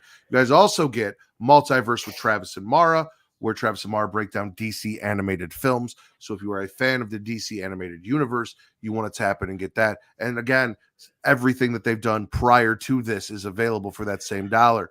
This is a lot of content for just $1 a month. Again, be a smart fan.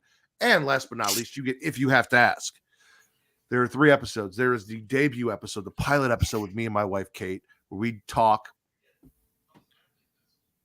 I just got a message on Xbox from John, who I told not to call in during the show, that said, fuck you, Matt, won't even let me call you during your podcast.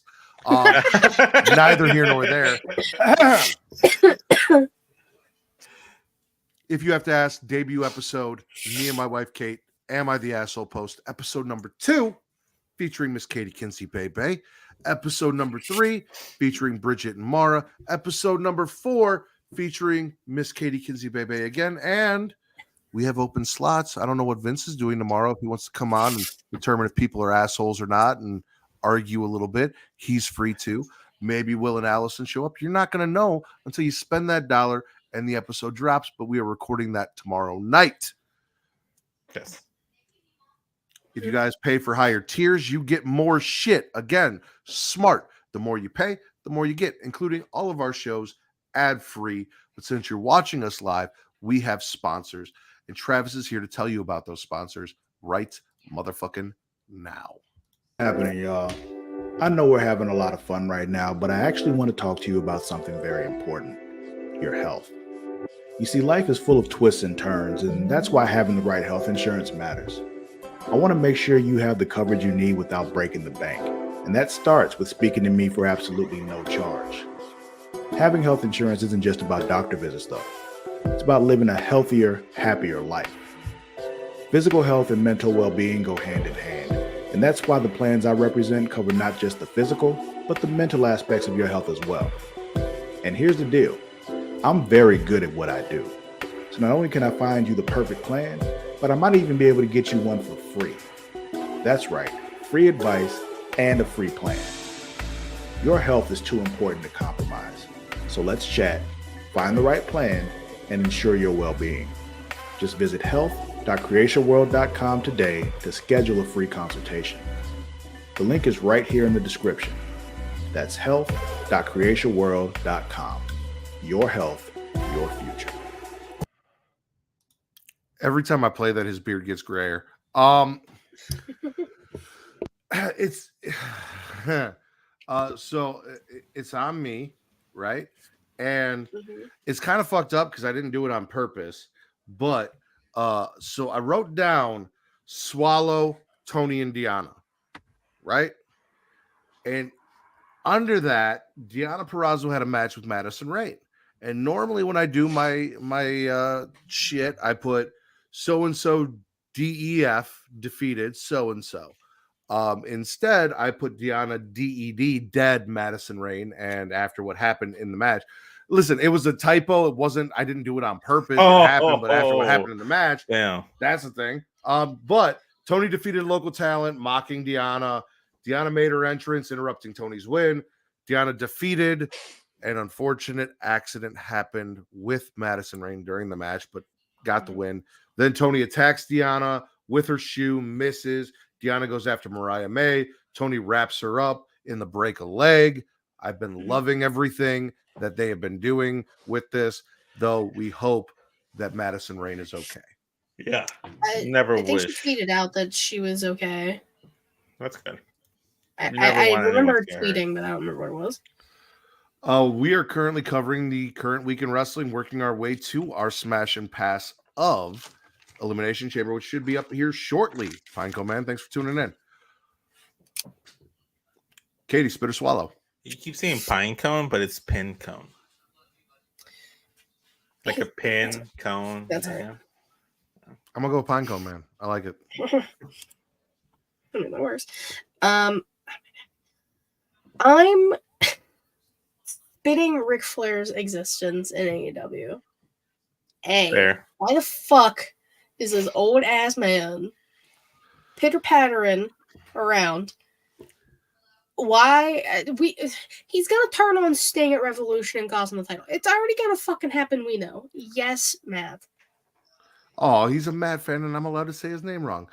So I heard, I don't know if it was on Get You or Young Kings Wrestling, but they said that the documentary that's coming out is from Dwayne The Rock Johnson about Ric Flair. Is that facts? Okay. So Ric Flair was there to talk to Math and Nickelback about a documentary that's being done by the man who's on the board of the company that they hate so much. I don't know if that's why he went to their EVP room. But right before that, he was talking shit about, oh, I need to be doing more. I feel like I'm being wasted here. Blah, blah, blah. Complain. Go the fuck home, old man. He did this on television or online? Yes. No, on television. Oh, Television. okay, cool. So it was within the confines of kayfabe. Got it. But just like go. With Ric Flair, there's not really much that is in the confines of kayfabe that isn't also true. So, like, it's a line that you got kind of have to tiptoe around. You know? Listen, if he gets in that ring at Revolution and something happens, who wins the Deadpool? Not wins the Deadpool, but gets a point. I get a point. Fucking finally. Okay. So it's not like Ric Flair drops dead and you get 100 points in automatic. This Ric Flair dying is not catching the golden snitch. All right. Imagine. Flair is the Check golden off Harry snake. Potter reference. Mandatory Harry Potter reference every show. No, that means I would finally get a fucking point because I am terrible at picking Yes, people. we have. Really Yes. enjoyed it. Ric Flair's actor was terrible. Oh, he was god awful. I'm with you. I had it as my spits as well. I don't need Ric Flair in AEW. I don't need Ric Flair No. in professional wrestling anymore in 2024. I don't need him in a more prominent role. I don't think he's being wasted. I think he's taking up time from people that I'd rather watch, like Deanna and Tony. And while I understand that Ric Flair isn't any longer one of the most beloved people in professional wrestling, and I guess if you're trying to get heat on Math and Nickelback, putting them together would help with that. I don't know. That's the kind of heat you want on people, but okay. I was gonna say every time Ric Flair shows up, this is how you remind me that I don't want to watch this show.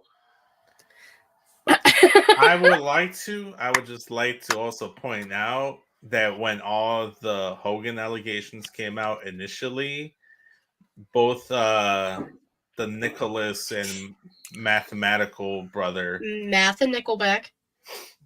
whatever, both of them, they were still supporters of Hogan while those allegations were coming out and doing Hogan poses and doing leg drops and stuff. So just want to point that out there. From me to you, Rick, we all just want to be big rock stars, but your time has passed. All right. Look at this photograph of you when you were important and remember that and move the fuck on. Go back to getting suplexed into a pool by Andrade. Saturday night's all right for fighting, but nobody wants to see you do it. I literally love this so much. Unless it leads to his unaliving and Katie getting the point, that's the only positive thing that Ric Flair can contribute to society in 2024. Give Katie a point, 2024, please. Give Katie a point. I have no points. I have no points so far. One of my lists is still alive. Oh, man. I don't think anyone has points yet, do they? Yeah, the people got points, bro. I don't think this is the time or place to be tallying up the points. Rick, if today was your last day, get out of here. At one point you were a leader of men, but no longer. Okay, I'm done with the Nickelback. Anyway, next contestant. Vince, spit or swallow. Okay. How many do you guys have? Because depending on how many you guys have, this either can be my last one or my second to last. 1, 2, 3. I technically have 6, but 2 or 3 of them I don't really need to use. So okay. All right, so I'm gonna go with this one, and if we still circle back to me, then I'll save the last one because it's the lesser of the two. So I'm gonna swallow. Just for my own personal enjoyment, I don't give a fuck about this. This means nothing and impacts my life zero, except to see the IWC burn.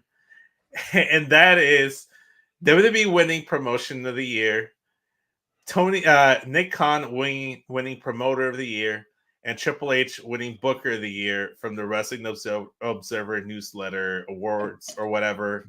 They won handedly.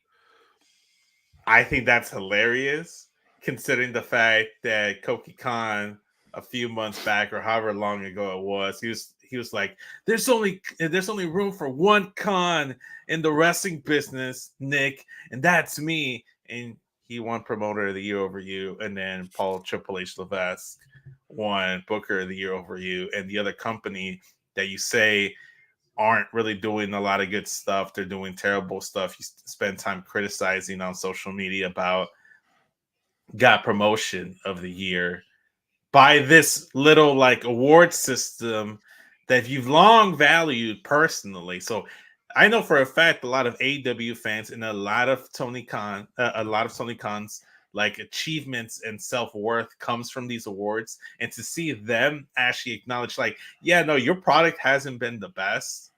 It's actually been over there that it's been better in our viewers' point of view. You did not get the votes. Love that for myself. Love to see it. I just woke up to that news. Can't remember when it was. It might have been Tuesday, or maybe I saw it while I was at work. And I fucking died laughing. It was hilarious to me. So I'm swallowing the joy that I got out of it. Listen, the day after that dropped, Tony Khan woke up this morning, said that the wrestling news the Wrestling Observer news fans were yanking out my heart. Listen, Tony, someday someone that you're with is going to put something in your mouth and keep you from talking shit. It might not be this afternoon. And if you don't stop, you're going to throw yourself away. And that'd be too bad. He actually said that? Did he actually say that? I'm just Oh, no, don't even tell him. Don't even tell him. Okay. All right. Fine. See you at the show, Tony. All right. Since Vince didn't do it, he said he's out. Swallowing Latinos in WWE. We had an awesome That was my vignette from last Andrade. one. You should have done it. You We should have had done the that awesome one vignette first. from Andrade on Raw, and then to follow that up, Paquete de Lobos take out the LWO. Elektra shows up and she's like, "Hey, y'all aren't loyal. I allowed Santos to abandon me, and I still stuck with him. The fuck's wrong with you guys? He came back for me. He would have been there for you, but no, you sided with Rey Mysterio. So fuck you guys. Here come Andrade, or here come Angel and Berto, as they now call him. Berto. Yeah, Berto. Wipe the fuck out of the LWO, and Andrade. I keep saying Andrade because he was on. Santos comes in, and he's like, I loved you. I trusted you, and you broke my heart. Fuck you, bitches. And bounced. Loved it. Are you turning around on Paquete de Lobos and Santos Escobar? I dubbed them Paquete de Lobos. Why would I be turning? Like, what do you mean turning around on them? Because you've long been anti-Santos Escobar. When it comes to Santos and the Don, yes. No, Santos is anti. Do I Okay. trust Santos? I've been honest about Santos this entire time. Like we have been about Dakota Kai. Doesn't mean I don't like Dakota Kai. She's shady as fuck. Doesn't mean I don't like her. Santos is shady as fuck. You cannot trust this man. Mm-hmm. But it doesn't mean I don't enjoy watching him do his thing. Sometimes you just like watching shady people do shady shit, as long as it's not to you. I get that sentiment. It's one of the reasons why I watch Breaking Bad and Better Call Saul. Fair. Yeah. Okay. Katie. Spit or swallow. I'm gonna swallow the Daniel Garcia promo / his interaction with Christian Cage, who is a fucking menace to society. Agreed. Dan Garcia out there, talking his shit. He gets the title opportunity at Revolution against Christian because Adam Copeland is out with injury because he got a concerto like last week or 2 weeks ago. I don't remember when. And then Christian comes out with the patriarchy. Mama Wayne looking fine as always, as she does. And then Christian Cage, talking his bullshit. Oh, Daniel, you had a rough childhood. And then starts spouting out an address. And then talking about his dead dad. Which, how many wrestlers have dead dads? Because Christian Cage is going to go after all of them at this point. Yes, Matt. Hold on. Did you see what I saw? Since we're talking about this, because it was on my. So Yep. I have it. I actually screenshotted it. I had a feeling you were did going see to. it? Yeah. Because I saw it on Facebook, so I wasn't sure. So Christian Cage said, Daniel, do you know a Jackie Garcia whose address is 2 Baker Court, Buffalo, New York? And if you Google 2 Baker Court, Buffalo, New York, it is a fucking cemetery. Yeah. Oh, what the fuck? Which, how Christian did that, I don't know. I thought that Bobby Lashley was cold for coming in and fucking with King of Trolls, Drew McIntyre, by being like, yeah, remember WrestleMania 37? How'd that end? See you at the Chamber. I was like, you're trolling the King of Trolls. And then here's Christian Cage literally giving the address to the cemetery that they are buried in. Shit. Fucking Christ. Menace. What the Oh, Is this hair. the best version of Christian Cage? Yes. Yeah. And the list of the Dead Dads Club is just growing exponentially, and I'm about it. Also, when Christian was talking his shit and, brings up Daniel Garcia's dead dad, and he's like, I'll be your father now. Nick Wayne's smug little ass was like smiling, and I hated that. Nick Wayne about to have a stepbrother. It's Put them on a t-shirt. He was wearing a Christian is my dad or my father or something shirt. Is it bad that I want Christian just for one time's sake, after Cody finishes the story, to show up on WWE and talk about Cody's dead dad? That's too far. I crossed the line. No. Because everyone talks about Dusty. Like it's not new. That's Half these the people I don't pinnacle. know have dead dads. That's the pinnacle of the talking dead dad shit that Christian can get to. Like that's the biggest. Hey, my dad's dead. In wrestling. You're not my dad. Ugly ass fucking Newland. You got any more, Katie? No. Seeing as you took my second to the last one, no. Okay, I will finish this off then. I'm swallowing Ashanti the Adonis and Cedric Alexander on SmackDown, and I forgot about that. Like the whole fashion thing where Ashanti's like, yeah, we need to look good, and Cedric keeps coming out, and Ashanti's like denying everything, and then dresses him up. Love that whole segment. Fun as fuck. Looking forward to this tag team. It gave me like semi-fashion police vibes a little bit, so I was feeling it. Yeah. Yeah, Ashanti and Cedric, big swallow. Fun time. I love it. Hell yeah. All right. Let's get into what everyone wanted to hear about anyway, because it happened today. Ladies and gentlemen, Smash or Pass, the Elimination Chamber. Well, technically now it happened yesterday because it's after midnight and the Central Standard Time, which is the official time globally. Smash or Pass, the Elimination Chamber. The way this works, ladies and gentlemen, is I will mention a match, and then I will ask Smash or Pass, and then we'll talk about the match and what we liked and what we didn't like. And at the end, we will Smash or Pass the entire pay-per-view, see if we enjoyed it or not. And this episode's pay-per-view, PLE, whatever you want to call it, is the Elimination Chamber because it happened this morning because I have not gone to bed. Therefore, the day continues. Until I go to sleep, it's still the same day. That's how life works.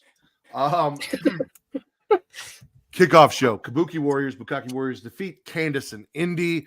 Indy gets to perform in front of her hometown crowd. Katie, smash or pass?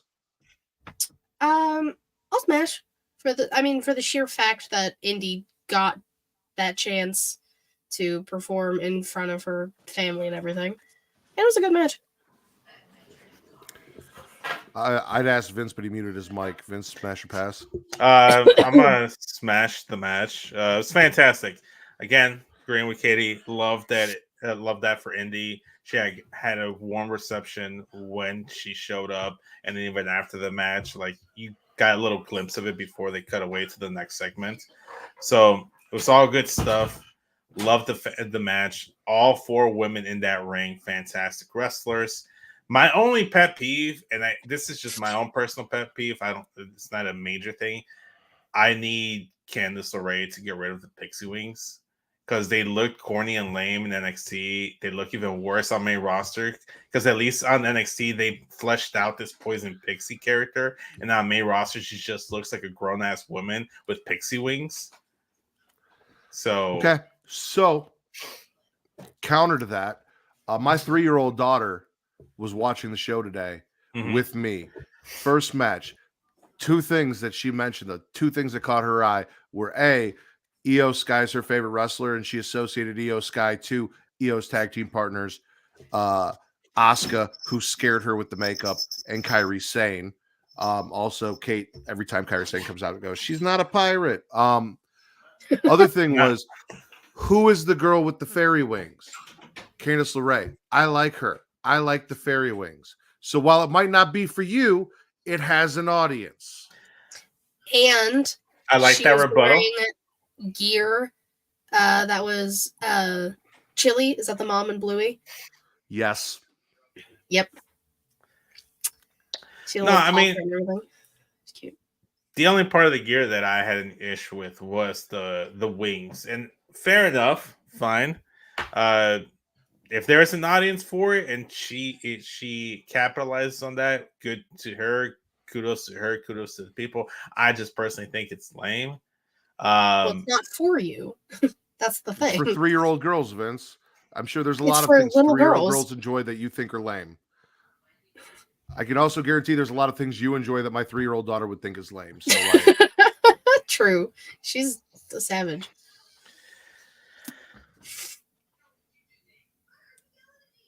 I thought you had a rebuttal. I also love the fact that one of Bluey's best friends is Indy, and Candace's tag team partner is also Indy. For us nerd parents who love Bluey, I love you so much. I'm also smashing for everything that I just said, featuring my daughter and the opening match and getting to bond with her a little bit over something that I love in wrestling.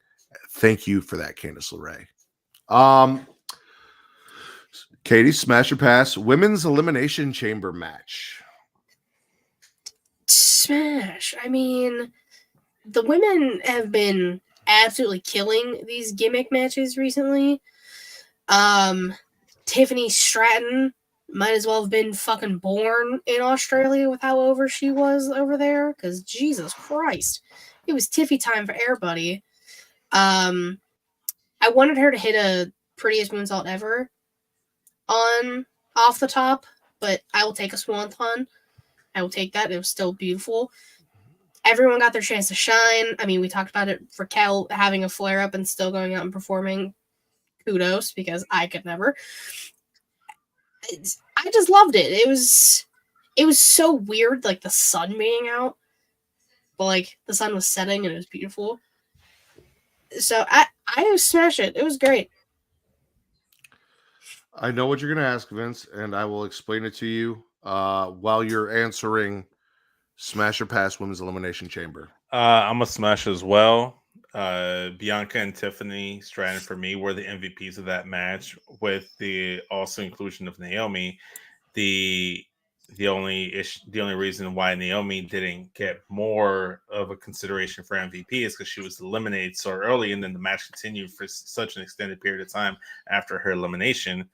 The winner was Becky Lynch. It was one of the only real true answers that I thought should have been in this match. I would have accepted Bianca Belair because I think we all want to see Bianca versus Rhea, but I think they're holding off for that just a little bit longer. I think Bianca might be the person to take that title off of Rhea, because even though we're going to get Rhea versus Becky, I don't anticipate Becky picking up that title from Rhea Ripley at WrestleMania.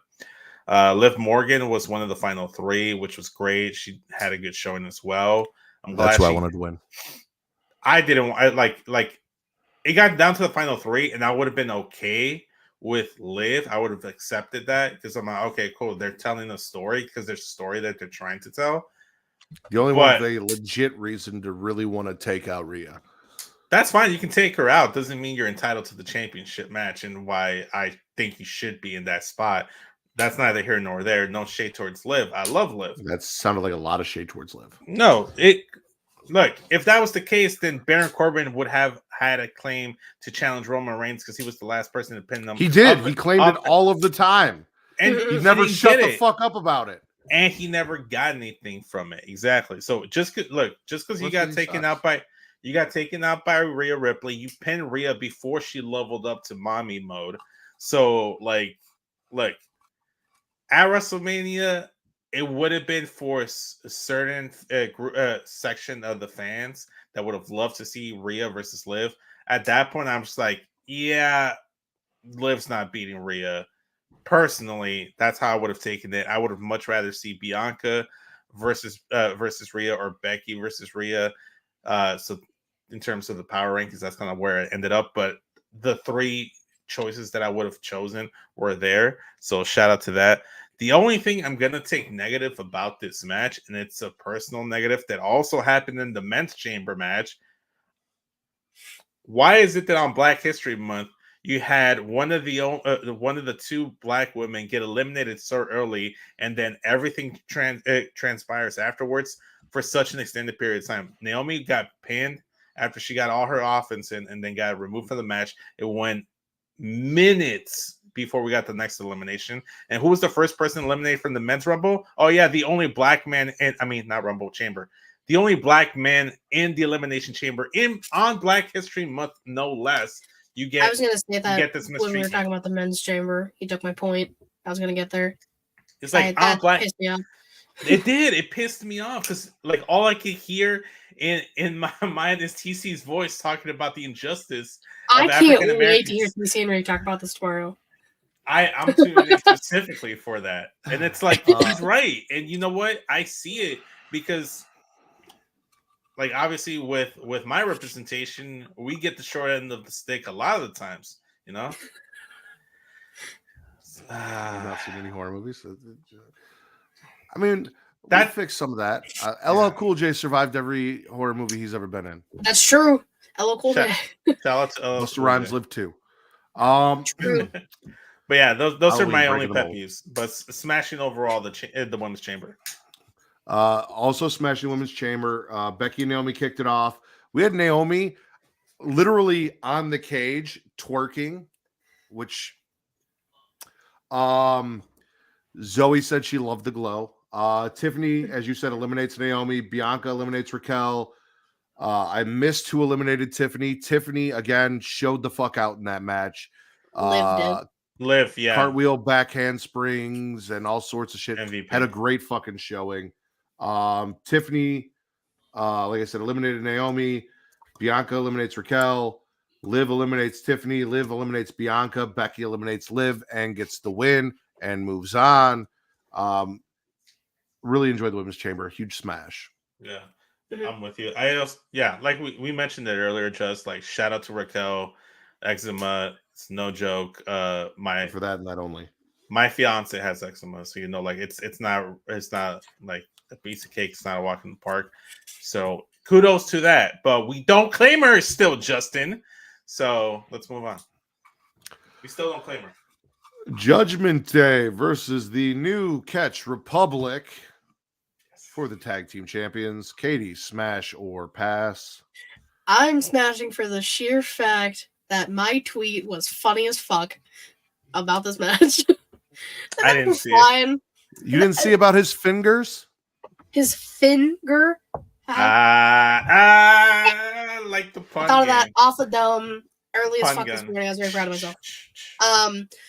No, it was. I mean, I was like kind of dozing on and off between this match. Like, Boring as fuck. I love Pete Dunne. It was a fantastic match. What you mean boring as fuck? I was tired. A. B. No, I'm talking about Matt. I was like, said it was boring as fuck. I would have swapped this with the women's tag match to get like Indy on that main card because, like, you know, Australian. I can see that. But the way you did it. The match was fine. I'll still like. I'm funny, I know. Pretty Kyle understands. But you know it. And I mean, Asia Smith, shout out, one of the best refs, kicking Dom's ass out of there. Shout out to her. I mean, whatever. It was fine. Pass. I'm gonna get that out of the way before Vince goes and sucks this match off real hard. I've said what I've had to say about Judgment Day as tag team champions. As much as I love Pete Dunne, Tyler Bate, not really. None of this is what I want to see for the tag team titles. None of this mattered to me. I knew New Catch Republic wasn't going to win. This all felt like a waste of time and a filler match, and that's exactly what it was. And it did not have my attention in any way, shape, or form. So pass. Vince, smash or pass? Obviously, I'm going to smash it because I smash all things Judgment Day. But New Catch Republic, I didn't like the name when Tyler Bate announced it just randomly last week on Smackdown.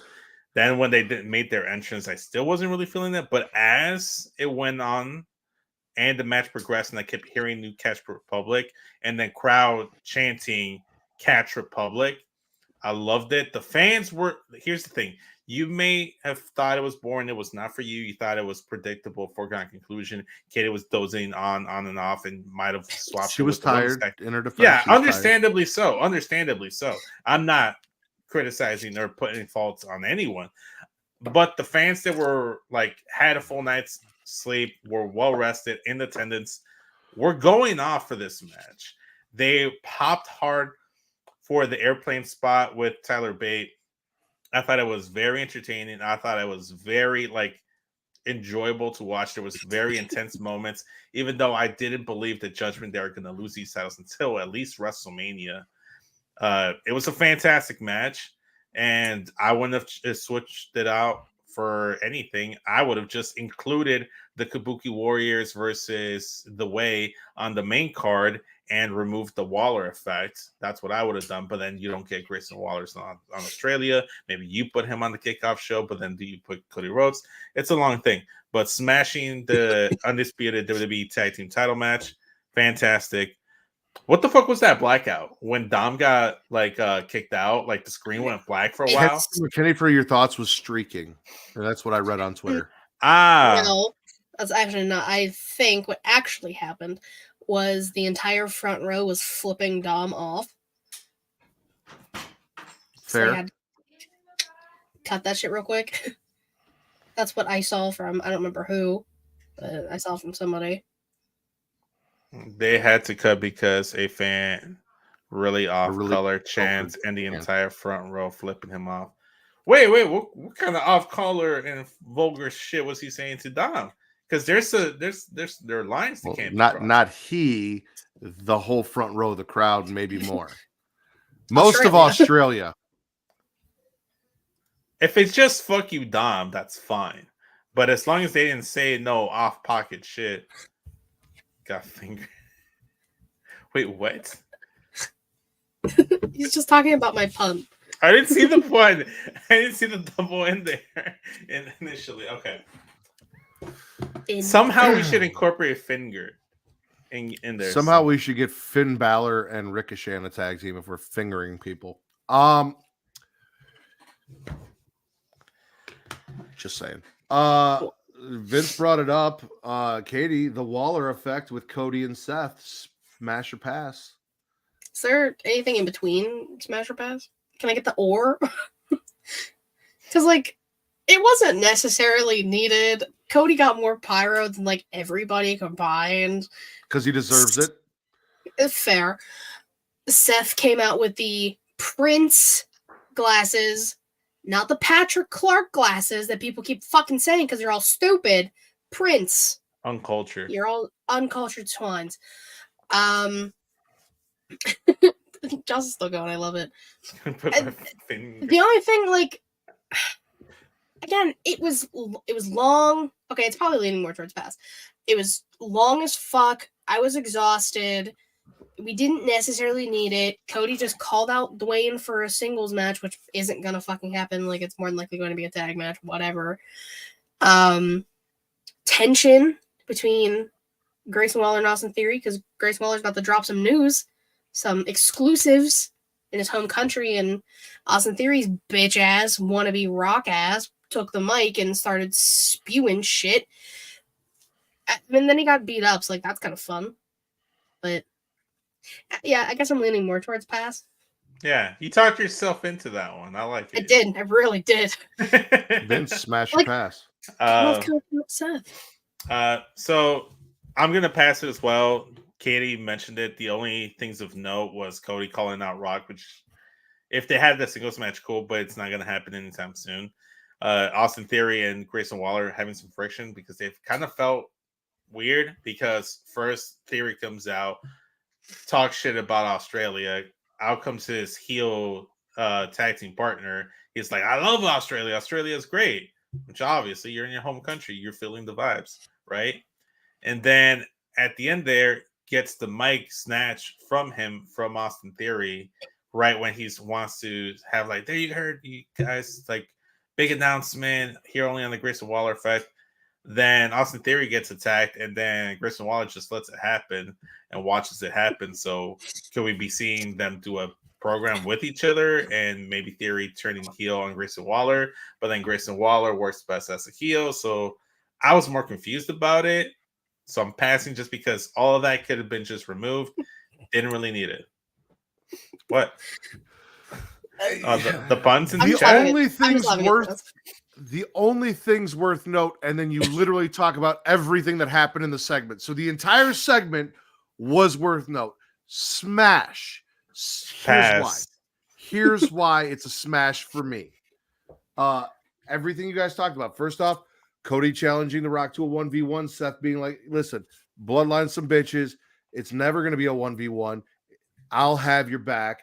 Mind you, I also swallow and smash everything Cody Rhodes because Cody is America's fucking hero. Second, Austin Theory sucks. In-ring, on the mic, in general, is annoying as shit. Gave corny, cheap heat Vegemite lines and shit. And then I got to watch him get his ass beat. And I enjoyed that. So, like, from Grayson Waller getting the pop, doing the shoey, doing his thing, getting to be in Australia, I get Cody Rhodes on a pay-per-view that doesn't feature Cody Rhodes. I get Seth Rollins on a pay-per-view that doesn't feature Seth Rollins. I get a tag team match challenge for the Bloodline, which we knew was kind of coming. And I get to watch Austin Theory get his ass beat. Smash, smash, smash. That's fair. I get it. All fair points. I just don't think you needed the pay-per-view. I would have just put the Kabuki Warriors versus the Way on the main card. I would have too, and I would have got rid of the tag team match that we didn't need, that had a foregone conclusion, and that has tag team titles that need to be split up that aren't getting split up, that we're just wasting our time having matches for. Just like the guy who segment, got fingered. Everything in that match, like everything in that program, was a foregone conclusion. Like we knew Except that one of them was Australian, and we were in Australia. You don't have that going for you, do you? With your tag team match. So, but one of the bigger reactions came from that match.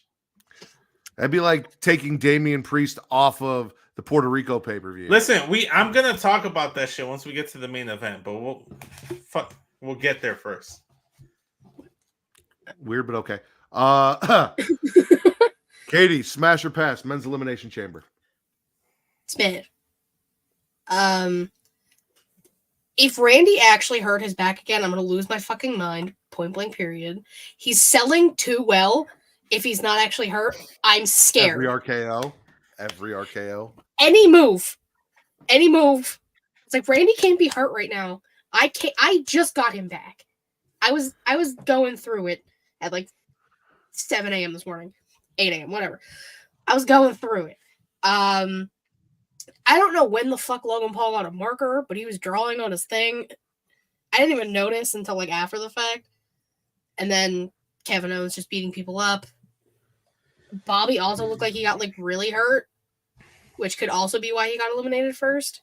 Because like Karrion Kross fucked up his arm on SmackDown, and then he got his all the target for everybody.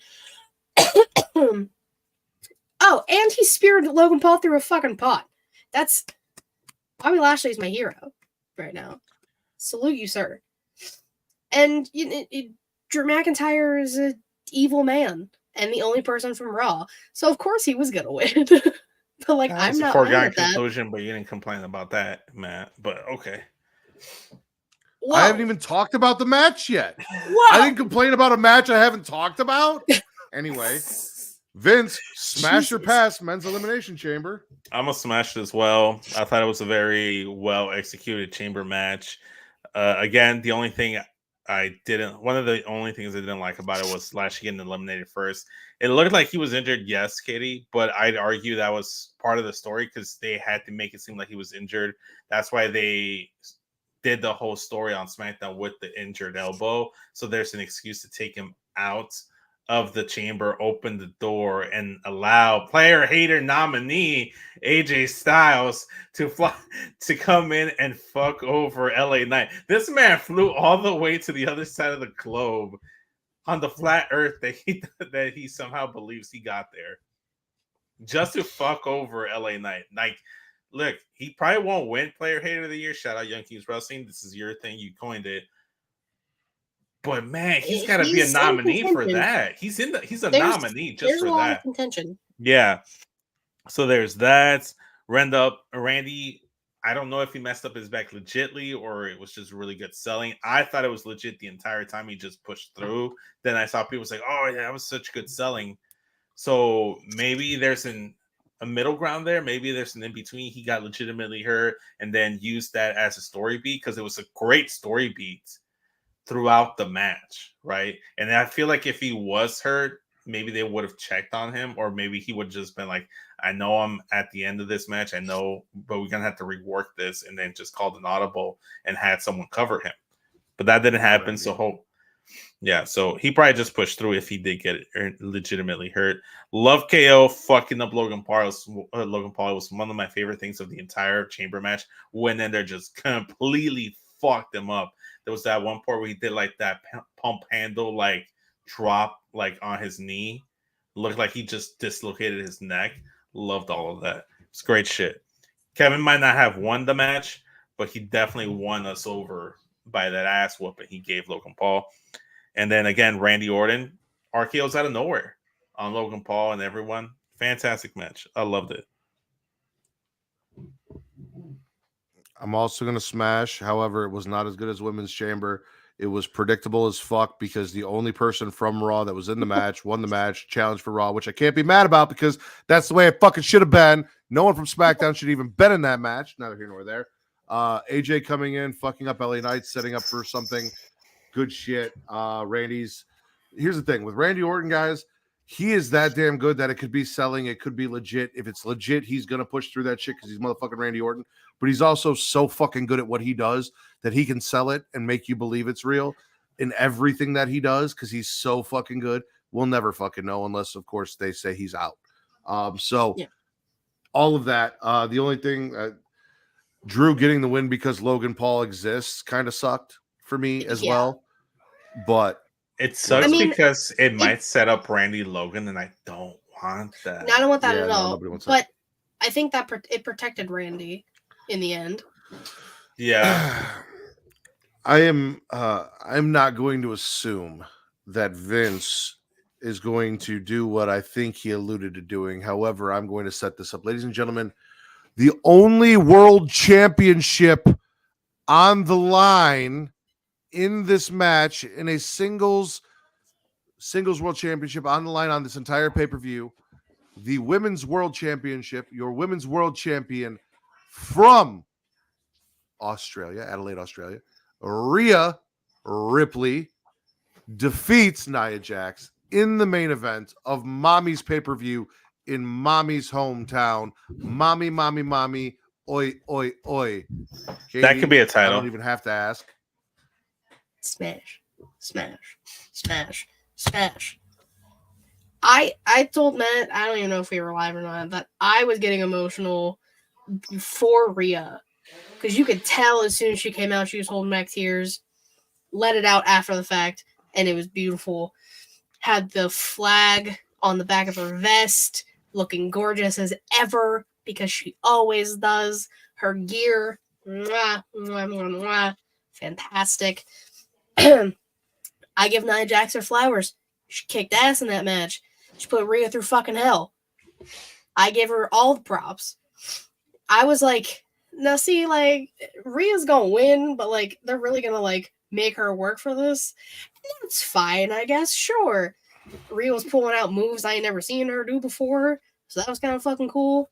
Hits the Riptide, wins in her hometown, kind of, but like her home country, mind you. Home country, yeah.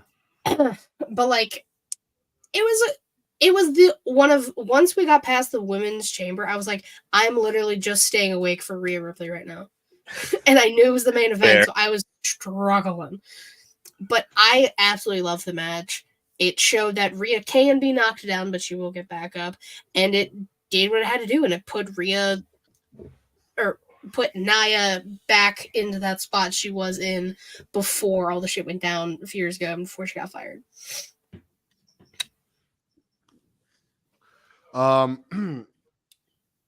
Vince, you said so.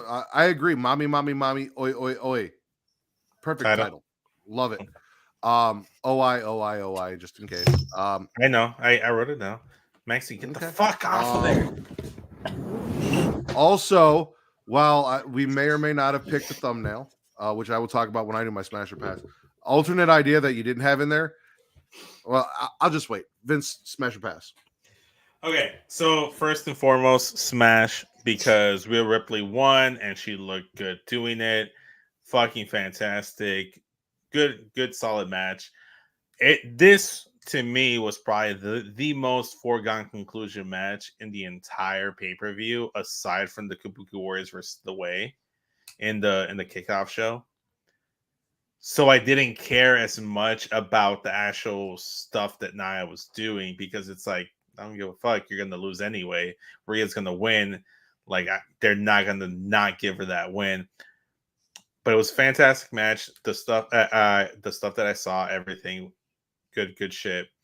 The spot that had me cringing, like not in like in the bad way, just like at how gnarly it looked, was when Nia dropped Rhea on the announce tables without removing the tablets or whatever, and it looked like it just like jammed, one of them jammed right into Rhea's back, and you heard it, so that just was rough. And then you get Samoan, like you get like senton bombed or whatever afterwards through it. Fucking tough. Love this for her. She should have main evented. I was pessimistic up until that last final moment that she was going to main event, because I'm like, oh, it's Elimination Chamber. They might make the Elimination Chamber match main event at the end. I always thought they were going to have the women go first. That way it made sense for the challenger to set up who was going to face Rhea Ripley or Nia Jax. We knew it was going to be Rhea. So smashing the match altogether. The only thing I'm going to pass, nothing to do with this match. It's like, you're in Australia. Obviously, the crowd is there for Rhea Ripley. You're there to watch Rhea Ripley in the main event. Why the fuck not give the same thing to Bad Bunny and Damian Priest, the two Puerto Ricans, in Backlash? That was afterwards. Did not like unanimously the wrestling community agreed that should have main event, and that was the best match on the card. That had the most pop. That was there for the crowd. But you had the next redacted thing versus Cody Rhodes in the main event, which fell a little flat. So all Latinos are the same? No, but Cuba is right next to Puerto Rico. I'm sure there might have been some Cuban fans there. I mean, they're literally like right next to each other. No. They're literally right next to each other. Like, it's Florida, Cuba, Puerto Rico. Like, which is fine. Logistically, geographically, they're close to each other. They're completely different from each other. Not all Latinos are the same. Look, I know where you're getting at. It's just, it did rub me the wrong way. Like, and I'm not trying to get too personal about it, but it's like, it's Bad Bunny. He's the biggest star, and he's in Puerto Rico versus the top Puerto Rican wrestler. Thank you. In the company, they should have main events. I'm not anything negative about Rhea. She should have main evented, but just like Rhea deserved to main event, Damian Priest deserved to main event versus Bad Bunny in Puerto Rico. And Brock Lesnar versus Cody, that wasn't even their best matches. Shouldn't have been main evented, period. Like, I get where you're getting at, but it's like, no. Justice where justice due. you are very long-winded. You know that? I've been told. Okay. Smash. Everything you guys said. Great match. Also, things you guys didn't say. Rhea in that submission, which I think, if we can find a good picture of, should be the thumbnail. Rhea's gear, Rhea's jiggles, everything Rhea. And plus it being a fantastic match. Smash. Katie, Elimination Chamber, smash or pass? Smash. Vince, Elimination Chamber, smash or pass? Smash. We're smashing Elimination Chamber, ladies and gentlemen. Katie, tell everyone where they can find you. Devin, tuning in at 1 in the morning. The show's fucking over. You missed the whole thing. Kind of like Roman and The Rock missed the pay-per-view. You missed the whole thing. Katie, where can they find you? Sheesh. Yeah, you can follow me on Twitter, KaterSN13, link German Bad Take Out Things Showcase Showcase, Twitch.tv/Showcase Showcase, and YouTube.com/Showcase Showcase. Typically Thursday, 6 p.m. Eastern-ish. It's usually like 6:15 if you want to like hang out there. Patreon.com/Showcase Showcase. Exclusive non-wrestling content every single month, except for the past 2 months. I've been sick and like Christmas was a thing, so whatever. Stuff will be coming soon. And I just suggest go watch the last episode of Sheely Showcase, titled Fake Tits and White Guilt. I helped with the contribution of that title. I was part of it. I felt included. The chat was popping the fuck off, and I had to oblige and make that the title. But it was a fun episode. I was popping the fuck off, and Chad Gable is Scrappy Doo. Vince, where can they find you? Follow me on Instagram and Twitter at SESVince. The link tree in my bio takes you to all the archive content of what used to be Straight Talk, what the episodes going forward until I figured shit out after my wedding. It is called previews, so they're just previews of content that's going to be going forward, basketball related stuff. We're almost at March, which means I'm going to be doing my Wrestling March Madness tournament again. It's going to be exclusively on my YouTube channel, so go ahead and subscribe over there. Turn on notice so you know when the stream drops. Like, comment, subscribe, youtube.com/SESVince. Stay tuned. We're going to be doing tag teams this year. Haven't decided if I want to do all-time tag teams or current tag teams. I'll see how things go depending on who submits nominees. But, yeah. Will your favorite tag team win? We'll find out. And as always, you guys can follow me on Twitter at MattRidders, MattTTRDDER, or at Getting Off for your horror content, Matt Riddler for your wrestling content, and everywhere else on social medias at Smackin It Raw, whether it is TikTok, Threads, Instagram, or Blue Sky. For Miss Katie Kinsey Bay, the current reigning and defending in the lead Pornhub There's Poppy. No race. I am the patron saint of podcasting, the Warden Matt Ritter. Says the guy who was just arguing about Cubans and Puerto Ricans and how they're different. Now he says there's no race. This has been your number one wrestling podcast on places where you can find people having sex on the internet. I can't stand you.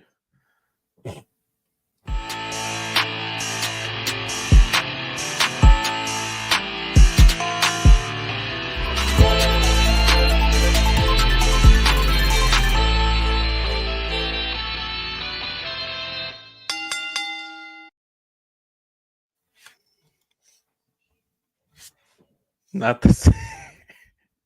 Not all Asians are the same. Not all Black people are the same. Not all Latinos are the same, Matt.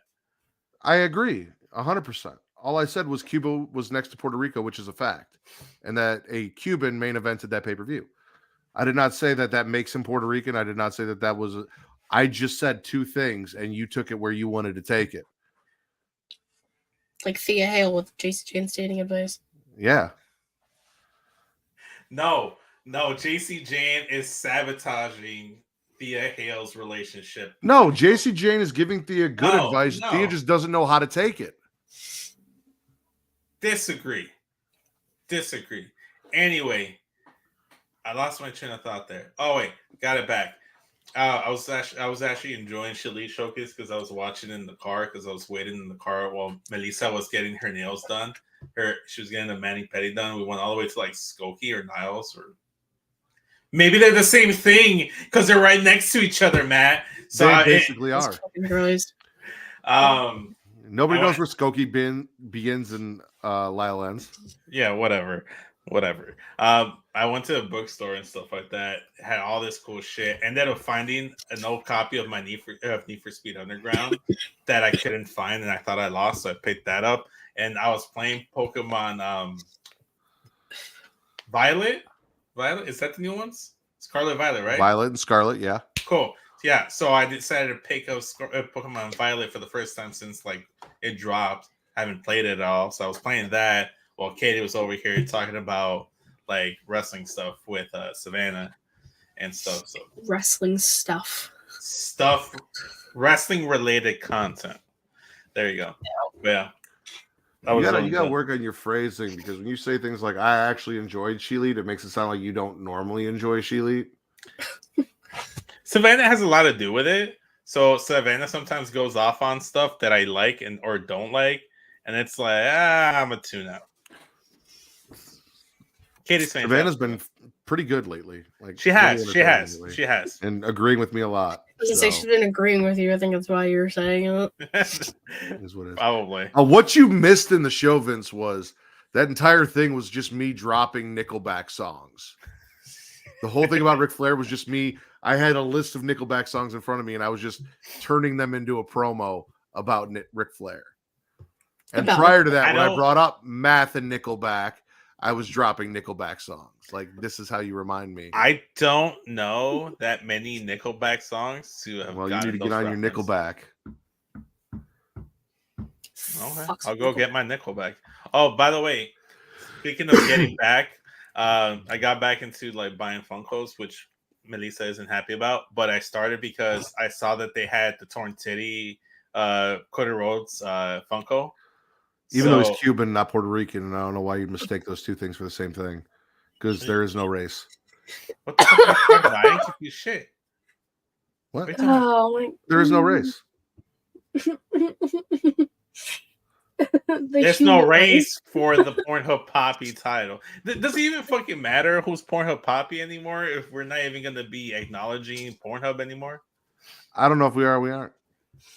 We're still on it as of now. So, yes, it still matters. All right. Well, anyways, I saw the. Just until then. I saw the Torn Titty Funko Pop of Cody Rhodes. Wanted to get it. Then when I went into GameStop to go pre-order the deluxe cover of it with Bianca and Rhea, I went to go pre-order and I saw they had like available now like Umbreon Funko Pop. So I'm like, oh, when is that available? Pokemon that's not Quilava or Cyndaquil. Thank you, man. This is why we talk Pokemon, man. Like we butt heads a lot in a lot of things. But then we get into Pokemon. It's like, this is why I love you. This is why I fell in love. Anyways, I go ahead and ask the guy. It's like, oh, it was supposed to be available, but it's not available yet, and all this other stuff. Like they keep pushing it back. Then I tried looking for it everywhere. I ran into a giant Umbreon Funko Pop at Target. Wanted to buy it, but thought it was excessive, so I didn't. And I found it on Amazon. It arrived today. I unboxed it during the show. I'm very happy. That. I'm very happy about this. I wanted to like have it more prominent on the screen, but then I gave up halfway through it. But I'm very happy about this. I'm gonna collect shiny. I know. What the fuck? Oh, remix. It's the blues. It's the no. Like the blue snow, that was nice. Whatever. Like I hit the cable. I couldn't hear. Just like, what the fuck? Hi, Bagley. That's the Delgado remix. Can you guys hear me, by the way? I can't hear anyone. What the fuck? What did I do? What did he do? What did I walk into? He smacked his mic and lost everything. Oh, you walked into the post show, Bagley. Surprise, dude. You missed a lot of Nickelback. Fuck yeah. I sent Katie some things that I get to put in the description of the show. Yep. You got the name. Mommy. Oi. This is absolutely bonkers. I love how he's checking his mic because his headphones don't work.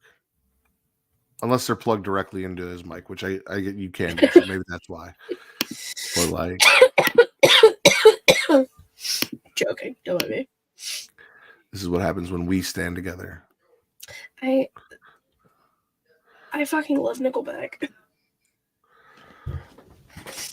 I've told you this. I mean, you were one of like the few people that's really gonna get and enjoy that whole little thing that we did. So that was for you. Thank you.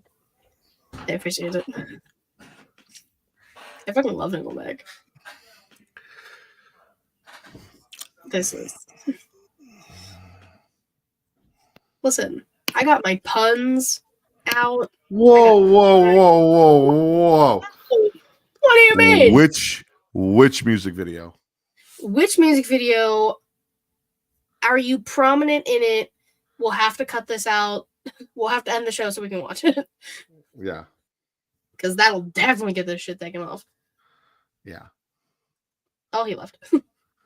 He's gonna leave, get his shit straight, and maybe come back. Maybe just text me and say it. I had to go. I don't know. We'll find out. Yeah. Okay. Oh. I don't think that's a Nickelback song. Bottoms Up is a Brantley Gilbert song who opened for Nickelback this past year. I was gonna go Trey Songz. Feel like that's probably the more. I haven't even ever heard of the person that you just mentioned. He's a country singer, which I still don't understand why the Which fuck is why. Brantley Gilbert opened for Nickelback. Bottoms up. Anyway, Great song. Also a great song. you see me for like a second. I'd be able to spot you in a crowd. That's fucking cool. Oh, he did come back. Why are we in the same person? His shit's working now. Like he was able to add himself and everything. Yeah, no. So I don't know what's going on. I don't know if you guys can hear me or not, but I couldn't hear anything at all. So I left and came back. I don't know. I unplugged my headphones, and now I'm hearing you guys through my laptop. So I guess Bottoms Up is a Nickelback song. That must be after I stopped listening to Nickelback. I knew you listened. Oh, he just texted me too. Yeah. I didn't know that. 2004? Oh, I was a kid. I wasn't listening to Nickelback. Thank you, Justin. You okay, Vince? Yeah, I'm confused because you guys are reacting stuff on the chat and I can't see it anymore. Like all I can see is all of Apron Bump stuff that they posted on YouTube, and just now Wrestling Bros Pod saying it was back in 2004. Everything after that is completely gone. I'm just like lost. It happens when you leave and come back. I had that same issue when I was having audio issues and I'd leave and come back. Shit was just missing. I got my finger on it. Justin has had so much fun with this pun. I was just say, I was doing the Nickelback thing. You had Justin in the chat doing the finger puns. Mm-hmm. Listen, I'm a fucking genius. What can I say? We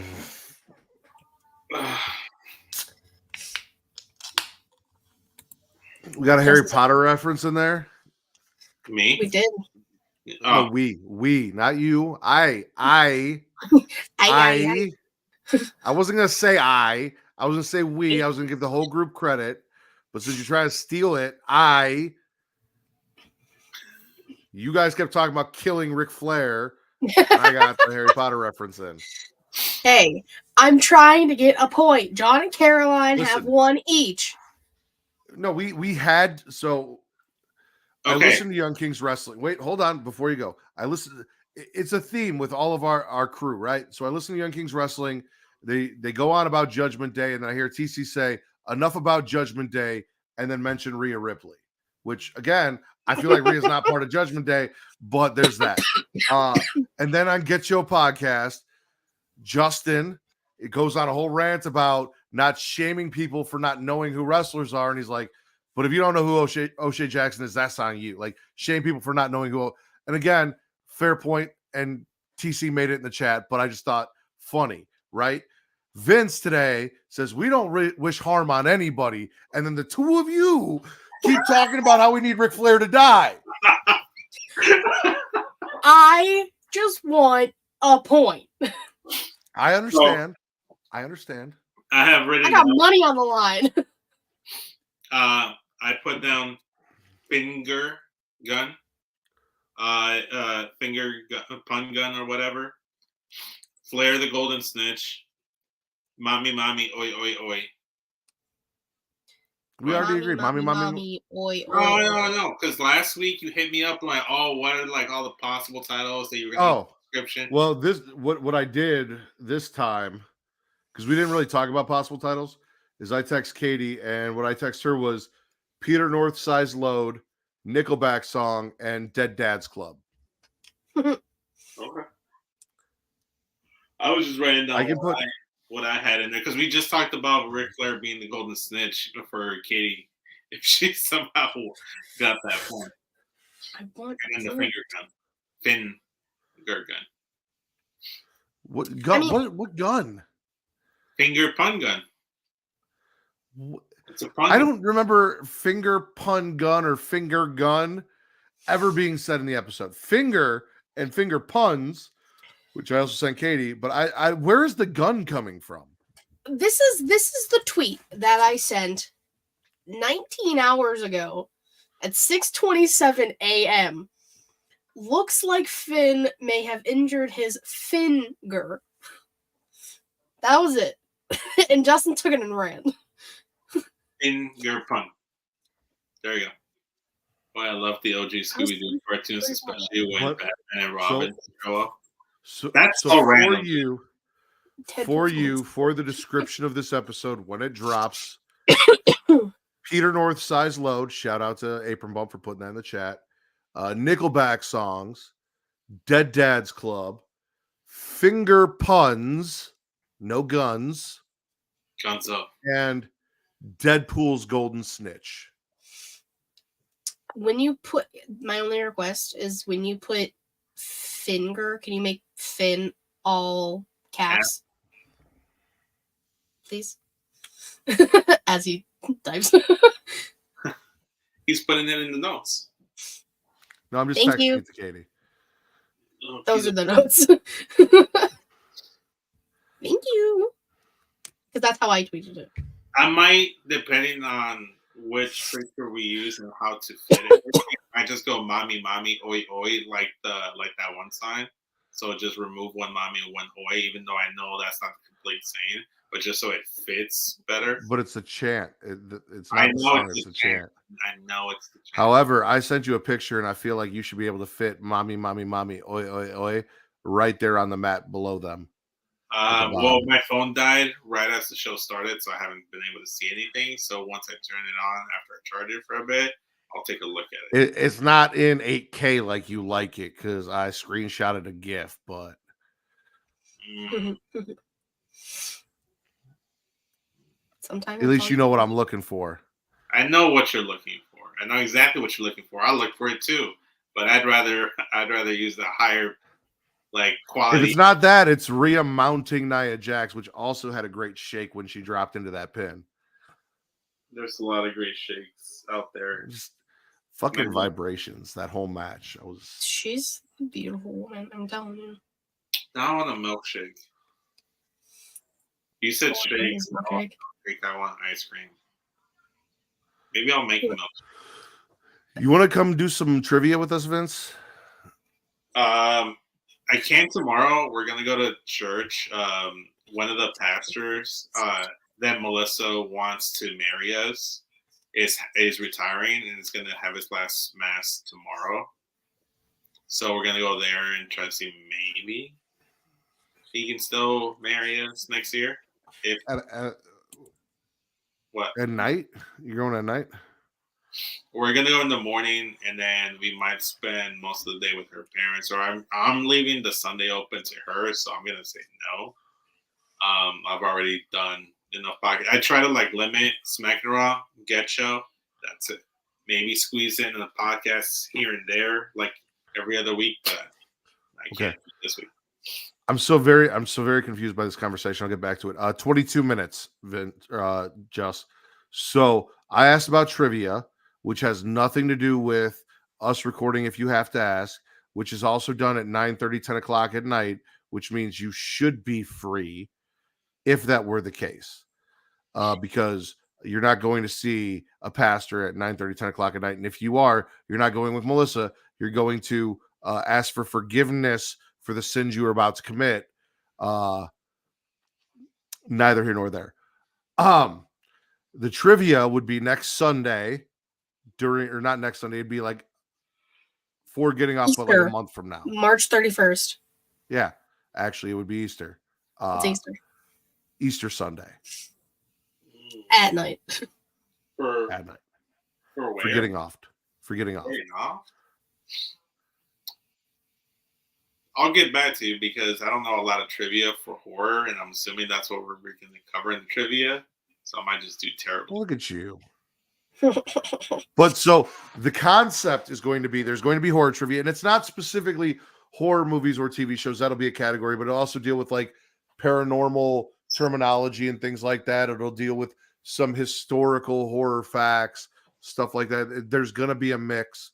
And the idea is so far fine tuning it with some friends that it would be elimination style. So the person with the lowest score in round one would be eliminated, and then everyone else would move on to the next round until the last round, which is the final two. And then the person with the highest score at the end of the final round is crowned getting off horror champ, or the one who got off. The one who got off. Yes. Okay. I haven't decided on that because I guess technically everyone that doesn't make it to the next round are the people that got off.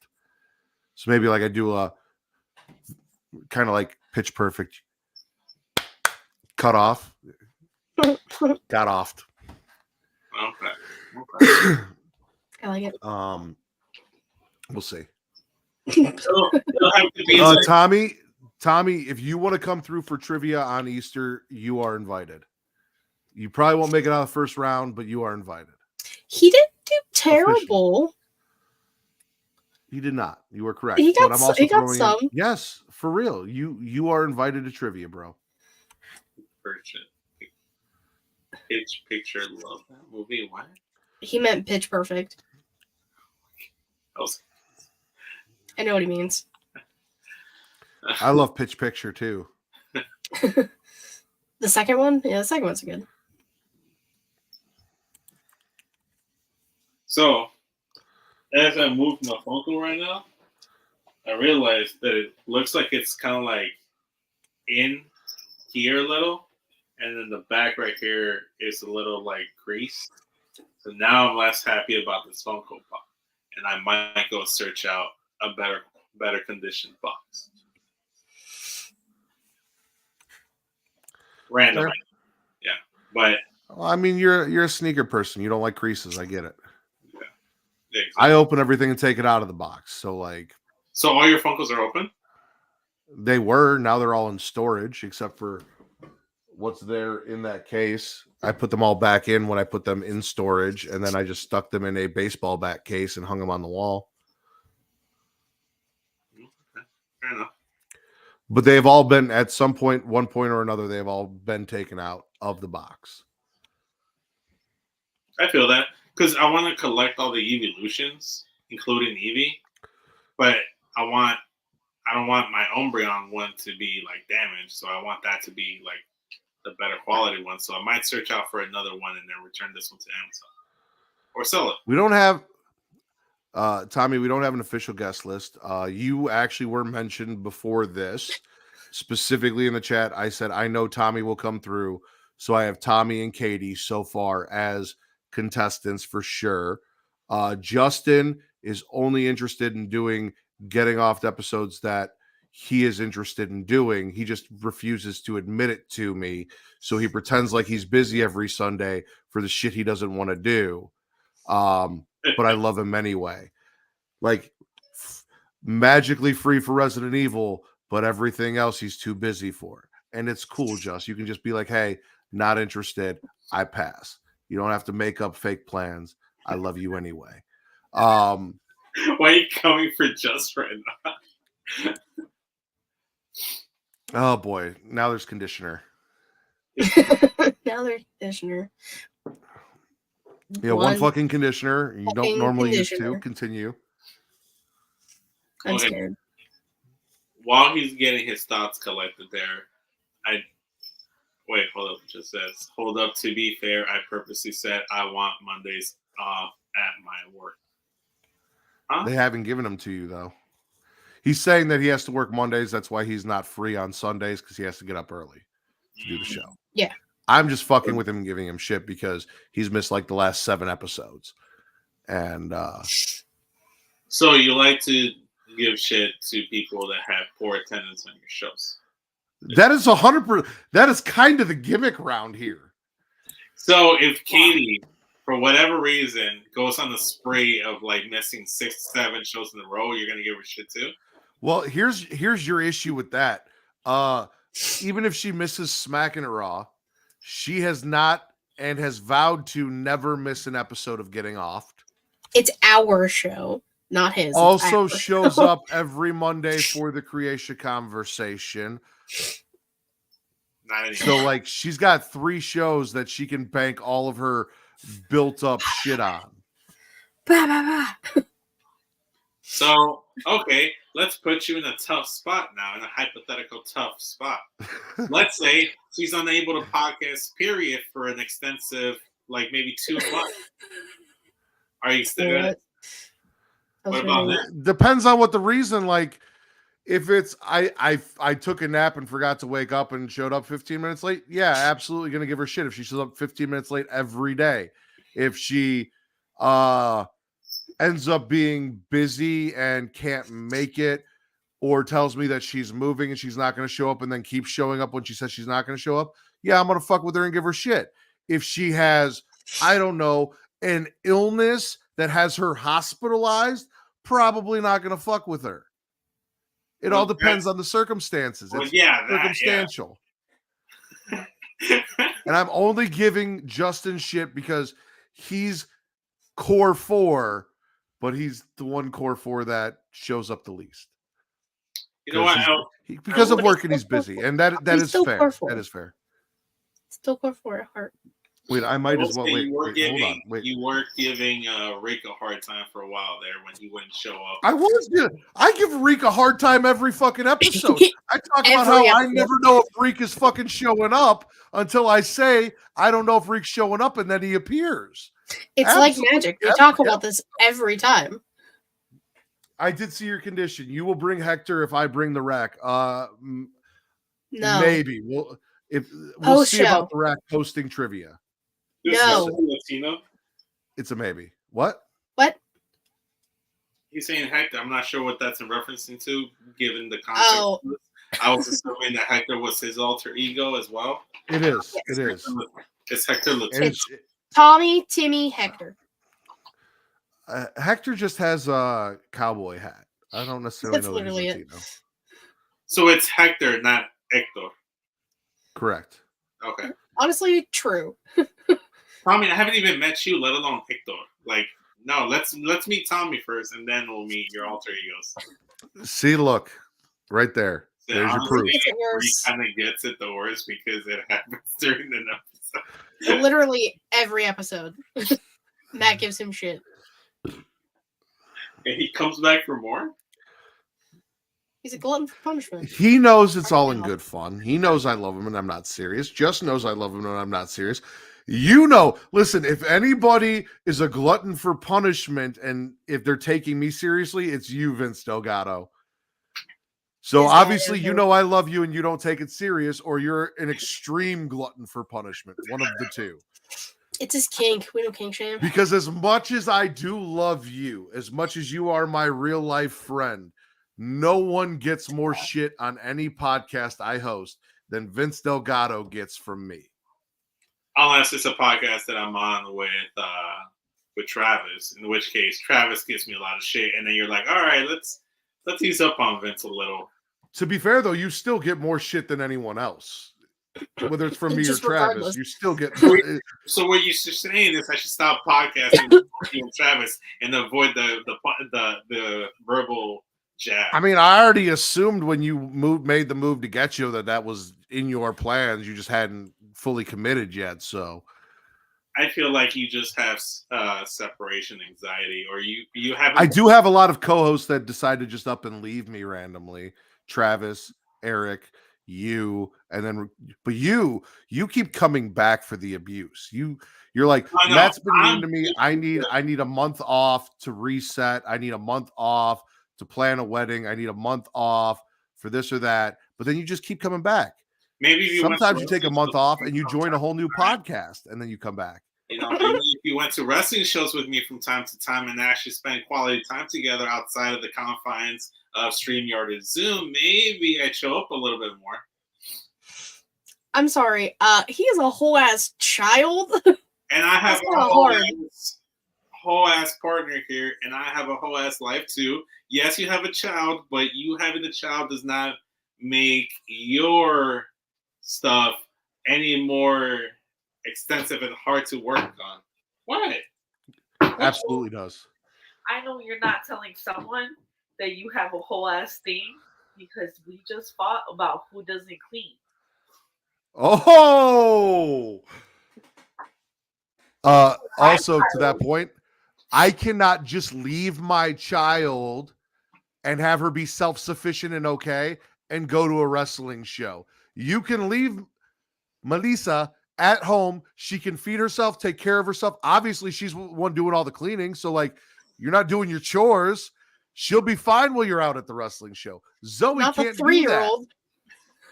So, yes, absolutely, 100%. I have plenty of friends that have children, either at the age of Zoe, that make time to hang out. I'm not saying I'm a better father than them. What friend? The only friend you have that has a child is Justin, and he brings her. Not all the time. No. I was going to mention Justin. Wait, she just said Justin's the only other friend, and they're, again, That she knows of. You didn't know Jay was a father until a couple days You ago. don't hang out with Jay. Yeah, I do. Your only child is right there looking at you, and she is self-sufficient. I don't know about that. She's still too needy. first and foremost, again, Just's child is old enough to go do these things. My child is not. She cannot be out that late. She cannot be doing these things. When I did hang out with you last, I did bring her, did I not? When we went to Navy Pier, when we hung out, when I spent time with you? That was one time, and then you dipped off. Because he Dipped has off? responsibilities. No, Yeah. no. We're making it seem like Matt has like the world on his shoulders. He is not Seth whole freaking other Rollins. life. No. He has the responsibility of a whole other We are life. making it seem like Matt has the world on his shoulders. Matt, who hosts 1, 2, 3, 4, That's self-inflicted. five podcasts a week, works That's a full-time job, has a 3-year-old, and in the little bit of spare time that he has outside of all of this, has been rehabbing his entire home, building a whole new bathroom, fixing everything in the house that he just bought. Has the entire world on his shoulders, but doesn't have the money due to the rehabs of the home or the time due to all the other shit to take an hour out or 3 hours out of a night in the middle of the night to go see an indie wrestling show, which I don't fucking watch anyway. No. I never did, let you however, because I'm take invited to time the show. out of my day to go podcast with you live in studio. I did take time out of my weekend to not only go see you and hang out with you at Navy Pier, but you couldn't went even to come go out to see- Aurelio's with No, us you went when I drove. See Jizzy and Katie. If Katie and And Jizzy you. weren't visiting, and Jizzy weren't visiting, and I said, "Yo, let's all hang out at Navy Pier," you've been like, "No, I can't do that. I got to do X, Y, and Z, or I need a break from doing X, Y, and Z." If Katie and Jizzy weren't there that weekend, you would not. Katie and have Jizzy showed up. weren't there when we did the Get Show podcast and we showed up and we hung out, you and me. We scheduled that, and then you did. You also weren't there when we all went to Aurelio's and hung out and I picked up Benji. Couldn't make it to Aurelio's that night. Because to Katie eat and pizza Jizzy with us. were there. If Katie and Jizzy weren't visiting, So you weren't there because Katie and Jizzy were there? Is that what you're saying? So what? Wow, fucked up. So what? You didn't go to Aurelio's because Katie and Jizzy were there? No, I'm saying you're only going out and hanging out because Katie and Jizzy were visiting. But if they weren't visiting, we hit you up like, "Hey, yo, let's go hang out, let's go do something," you would have been like, "No." That's not true. That's 100%. Matt. I've told you. How many years have you been married for? We have been married since 2017, so 7 years. We've been together for 10. And how does that thrive? Give us the secret of a successful marriage for someone who is not married yet. Communication. Constant, open communication and honesty. And that comes with sacrifice and not going Yes. to every wrestling show so that you can update the house you guys just bought, right? Correct. Because that When makes am a I happy going- wife. That makes a happy wife. A When am I happy going home to wrestling inside. shows all the time? All I'm Happy listen, wife, Vince, happy life. Well, you're- all I'm saying is if there are things in the house that need to be taken care of, that money becomes a priority for the things in the house to be taken care of over me going to see a wrestling show. If for whatever reason there's a wrestling show, like there's a Raw, but the house needs to be clean and my wife needs me to help clean that house, I am staying home to make sure the house is clean before I go to the wrestling show. That's all. I'm still circling. We know it's still live. People got popcorn in the chat. This is great. My main point, which is me trying to chill, which is this is why don't like you might feel that I'm leaving for Just and Get Show because I was like I'm never gonna do that. I love coming here, but I'm not like I don't know where you thought I was gonna dip. I was saying if I was like maybe it's because Just Chill. I mean, we covered that. I have abandonment issues. I had two co-hosts that just all of a sudden just stopped showing up one day. And then now here you are. Mind you, similar pattern to how you got here, doing the same thing with Get Yo. So red flags. What am I doing? My- with Get Show? What same thing that got me here? Matt, don't worry. He still has the hots for you. His Pornhub history is just white bald men. Facts. When we started, you were somewhere else. You started doing this more because it was more convenient. At this point, Get Yo seems slightly more convenient for your time schedule and things like that. And also, Justin loves you and is nicer to you than I am. I will give him that. He will go to wrestling shows and spend time with you. I am prioritizing other things. So I didn't, again, my spider senses were tingling, right? Like maybe he's transitioning. Who's transitioning? You, I thought maybe you were transitioning. I'm not transitioning into anything. I've not made any announcement. I said I thought this was back when all the Get Show stuff started happening, Vince. You've been here. We're good. I just told you back then my spider senses started tingling. I've seen it before. I suppose.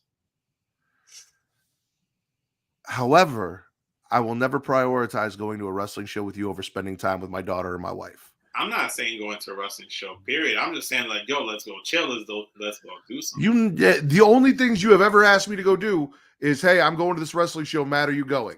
No, I am not. Never once have you said, hey, Matt, let's go get lunch on a Saturday. You can bring Zoe.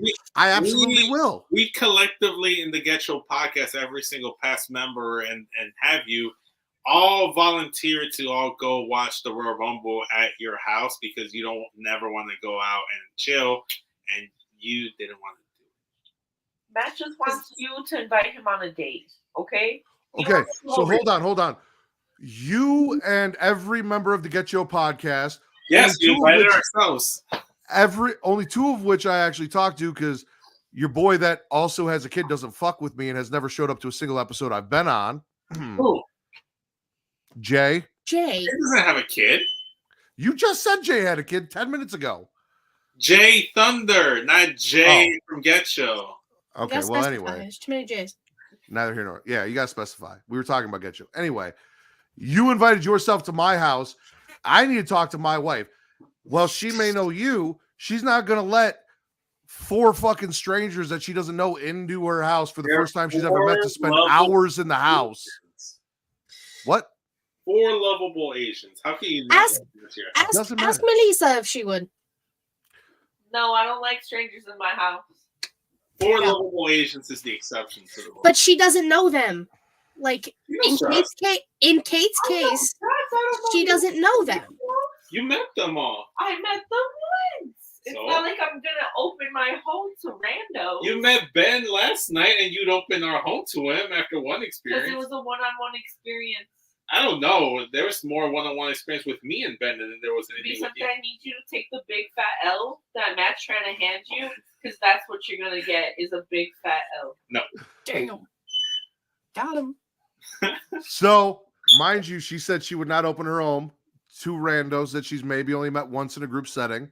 However, we have never met in person I have a feeling she'd let me in the house. By the way, I'm coming over.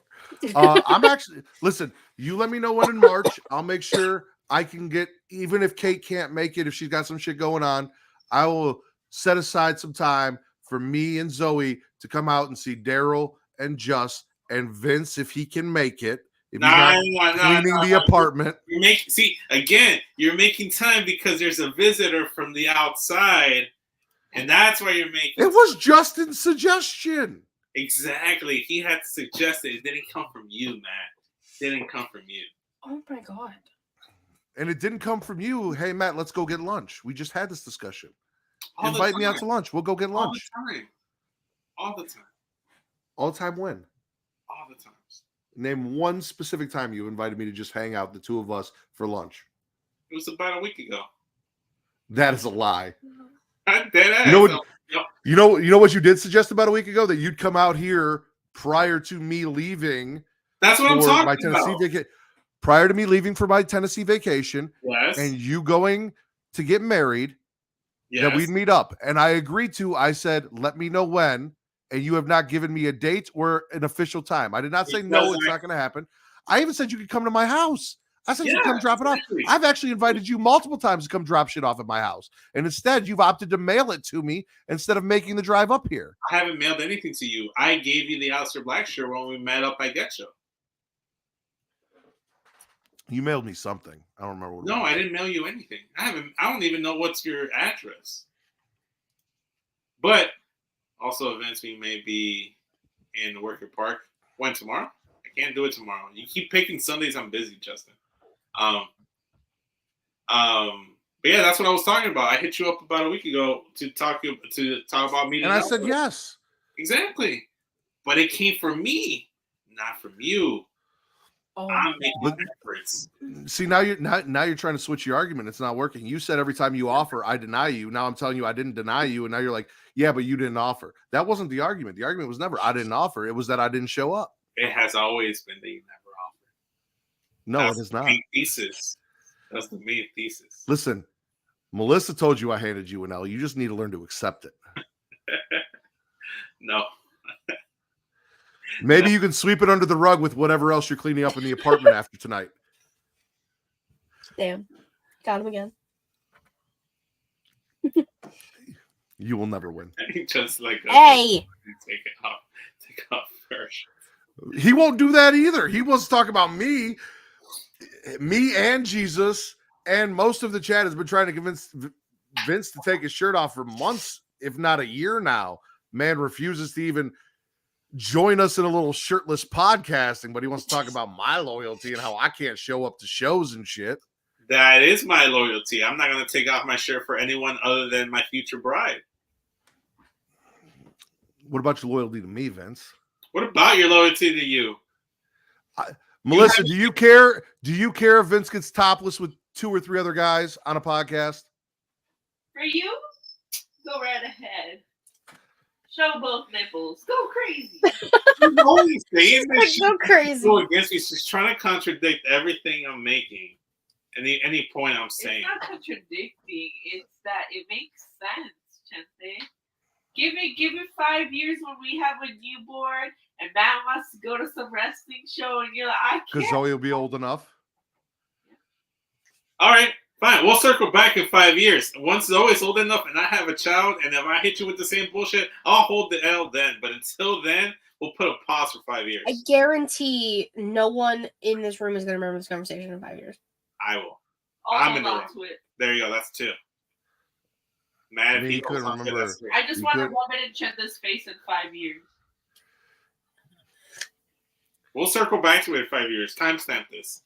You know what the great thing about this is Yeah. if you do it properly, if you have a happy, successful marriage, the conversation you're going to have is, hey, Melissa, would you be okay watching the baby tonight while I go hang out with Matt at a show? But that's the conversation I would have had. One conversation. You've never said. And if and when she says no, because she has been up with that baby all night or spent all day with that baby and she needs a break and she needs you to give her that break, then I'm right. If anything, I'm gonna be the stay-at-home parent with the kid all day that needs the break. That's true. Exactly. So if anything, I'd be the Kate in the relationship. She's the Matt Ritter in the relationship. I mean, Kate's not stay at home. Kate works too. No, but I work too, but I'd be more of the one that needs to break in the morning because I'd be with the kid in the morning all day. Child support looks like. We'll circle back to Child it. daycare. Yeah, we'll circle back in 5 years. She says, "No, I'll drop her off with my mom. Pay her for the child care. She used to take care of kids when we grew up. There were always kids running around, so I trust my mom. So I'd pay her. I'd get my mom like, hey, mom, We'll see. stop taking care of. See. Circle back to it in 5 years. Timestamp this. Around 2:40, a 2 hour and 40-minute mark on February 25th, Sunday, 1:49 a.m. Kitty, what's your split?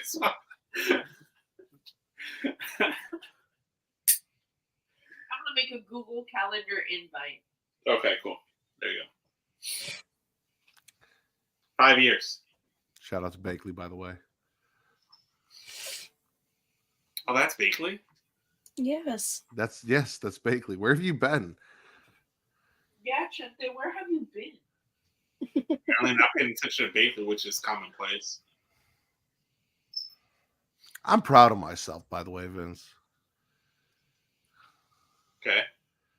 Well, we went through that whole argument back and forth and Okay. all that fun banter about how I can't show up for you in person. And I didn't even once mention how you can barely show up for me on the podcast, but you want me to show up for you in person. Like that was very big of me. Maybe that's where it stemmed from. It's like, Matt never shows up for me in person. Why should I show up for him virtual? Or maybe it's the reverse. Vince can't show up for me here, so why would I show up for him in person? See? There's always a flip side to the coin. The egg all over again. I'll never know. I'm definitely the egg.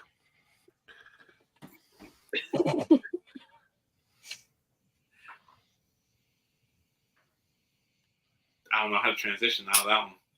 My head looks like one. I've got a creamy inside. I taste good. That's creamy inside? Mhm. Isn't that a yolky inside if we're talking about eggs? Yolk is creamy No, it's not. when you mix it up, when you scramble it. No, it's not. Yeah, it is. Where's Will? He's the culinary expert. Ask him. Will has went to been bed asleep for hours 3 ago. hours. Text that man so he wakes up and answers our question. I would never do that. Matt, you do that. No. I would never do that to Will. Fine. The minute my phone turns back on after I charge it, I will text Will and be like, Will, is an egg technically creamy? It's finger looking good. Where, since we're on the subject of showing up, where was the thumbnail for this week that you never sent me? What happened with that? The last 2 weeks, I've sent you stuff, and you did your own thing. And I'm like, I think Matt just likes making the thumbnails. I'll let him do it because he's just gonna do which one he likes. Well, so 1 week I did my own thing because I hadn't got anything from you. Yeah. The second week you sent me 3 options, one of which had Rhea. I forgot to post it. Katie sent me another picture, or not Rhea, Jade, and I took what you sent me and I added something to it. Mm-hmm. So I'm not doing my own thing. No. It felt like you liked the ones you were doing. I'm like, all right, well, I do the thumbnails for the episode, and he's already the one uploading it because you just like. We had a deal though. Like you Jesus. send one to me, I post it. Yeah. And Yeah, and then I just kind you of didn't communicate with me. You didn't say, "Hey, Matt, if you want, you can do those." Like there was no communication. You just didn't send anything. And then it came to be Thursday, and I was like, "Oh fuck, I need to make something." And then I sent it to you to see if you even liked it because you're the guy that does the thumbnails, and I wanted your approval to see how you felt about it before I posted it. fine, but it's like you're uploading it anyways. Like I'm like, oh, he's probably just gonna upload it anyways. So let you know. Communication, Vince. We need to work on this so that you have a successful marriage. I suppose. We'll see. You're not doing so well to start. We got time. We got like a month to get you up to par before you say your vows. A little over a month. 40 some days. Yeah, or something. Also, what day are you officially getting married on? The day you're packing on the 4th. You guys need to bump that a day. No, we're not doing that. The only reason we're getting married on April 4th, given that it's a Thursday, is because she liked the date 4/4/24. It's the only. You know what's a better date? 4/5/24. Tell her that if she bumps it over to a day, then that's her call. Melissa, get married on my birthday. I don't think she heard you. The following day after we get married. Yeah. Your birthday is odd, man. You heard it here first. That's not the. I don't believe in tattoos, but when me and Chente get married on the 4th, we can get 4/4 tatted on us. I'm gonna say tattoos are real. You don't. She doesn't believe it on her, but she likes them on me. Yeah, because what if one day Chente dies and then I find a very rich, wealthy Jewish man and I want to be buried with him in the Jewish cemetery? I can't do that if I have tattoos. Is that a thing? Yeah, it's part of the Jewish religion. You can't. You can't. mark your- Someone tell Will and Allison that. Well, it depends on how religious they are, but if they want to get married in the Jewish cemetery. yeah, buried in the Jewish Buried. together. Yeah. Or married. Or Both work. Fuck around. I think the only reason I found that out is because of Big Bang Theory years ago, where like Howard was like, "Well, this way I can still get buried in a Jewish cemetery." When he had like the tattoo sleeves instead of getting the real ink. So it's a real thing. I remember that him and Raj. Jewish man that you're gonna marry later on is beside me. Forget it. There's still 40 days left. I can change my mind. I don't have to say yes yet if you out here talking about Jewish men. Whoa, hey! This is if something happened to you. This is if you die. If the person that I love most in this world is gone, instead of remarrying for love, I'm going to remarry for money. She's marrying you despite the money because she loves you. Exactly. And that is a big, big green flag. She doesn't care what you do, how much money you make, where you are in life. It's just about you, who you are as a person. She loves you. Listen. After you, it's all about the money. Shout out to her. That's a real one. No, I disagree. Just Kick his ass! earlier on Hit him with the chair! Earlier on this week, I said, you know what? If God forbid, if something happened to you, I wouldn't remarry. I wouldn't date again. You'd be my only partner. And here you are talking about marrying a Jewish man. I don't care if it's for financial gain. I've told you since the beginning. If you hit the crib first, I'm gonna remarry. I've told Kate the same thing. She knows damn well. I love her. I would never do anything while she was alive. Once she is gone, there is a month of grieving. After that, Matt is a horror, not just for your entertainment. I've said very solidly, if I die first, Chende can never remarry. He's gonna die alone, thinking about the love of his life, who sacrificed so much for him. Exactly. What the fuck is going on? What the fuck is all this? Besides, what the fuck is besides Vince, think about this, right? You pass away. You and Melissa have children. You want those children taken care of, right? You want them well off financially. You want them to not have to worry about anything, be able to go to any college they want. No. All of those things, right? No. No. Did you say no? No. You want them to live their sad life? Listen, no. It's a two-way street. If I kick the bucket and if you kick the bucket and I can't remarry, you can't remarry either. I don't want to remarry. The fact that you want to remarry makes me question things. Question why? Your love for me. I want you to grieve up until everyone has to grieve for you, and vice versa. That's not. I feel like I made a solid argument for why you shouldn't question your love, but that's neither here nor there. Katie agrees. You shouldn't question your love. Of course, like That's fine. That's a great argument. But still, no. Where's the loyalty? Every day that I live, I haven't killed you. I mean, you can say that while we're on stream. I can't That's edit fine. your life out.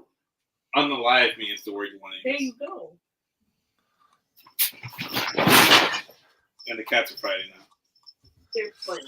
So Justin, you really don't think you wouldn't even date? I could understand not wanting to remarry. You wouldn't date. You just go listen. I love Kate with every fiber of my being. If I lost her, it would wreck me. I could not be. I could not be celibate for the rest of my life. I'd rather jerk myself off the rest of my life if Melissa dies.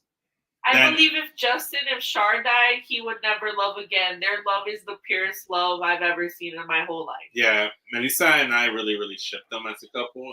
And I don't know about get you, but they definitely don't understand you because I don't half the time. Pitch picture. I mean, I understand, Justin, but I don't think You could listen. Maybe something happens and both you and Justin together are single. You guys could heterosexual life mates. you can go to wrestling shows because you won't go with me. Oh my god. Back on this conversation. Y'all would be those creepy old men on cruises that complain about the weather. I don't complain about the weather. I know what I'm in for. I'm in Chicago. On a cruise. No, because look, me personally, like, I'm marrying Melissa because I love her. I've never met any other woman that I've ever wanted to, like. You can't see it's for other reasons? No. Gain? No. I don't give a fuck about that. I don't care if you were poor. I don't care if you didn't have $1 to your name. But that's not the truth. That is the truth. I'm definitely looking for a sugar mommy. Where do we live? It's not my fault you turned out to be my sugar mommy. All I'm saying is that I didn't go looking for that. But it's what you decided to propose to. Should I take it back? You can't now. Okay. Katie's just in the background, just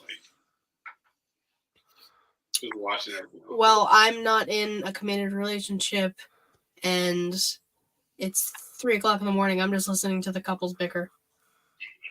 To be fair, I have a feeling we'll have this same discussion tomorrow, but you'll get to hear it between me and Kate when I talk about how if she dies. I want to hear Kate's side. Well, you'd have to pay $1 for $1.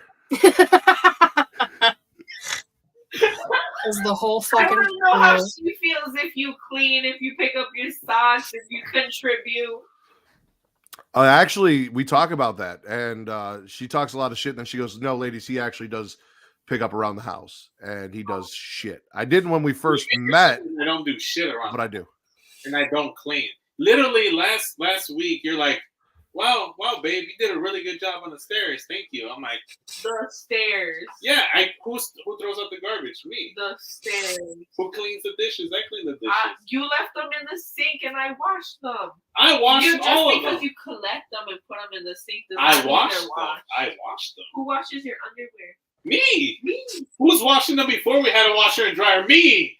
I was doing all the laundry before we had a washer and dryer. You wanted to go to the ghetto where people get shot. I live in the ghetto. Those were my options. I wasn't gonna make a try to get out of the ghetto to do laundry. I didn't want to get shot washing your underwear. You just didn't want to go to the laundromat. Because it's ghetto there. It's the laundromat. I gave up my washer and dryer to be with you. I didn't want to get shot washing your underwear. Is somebody clip that? That's the title of a memoir. That's gonna be my. That's gonna be the book I write when you die.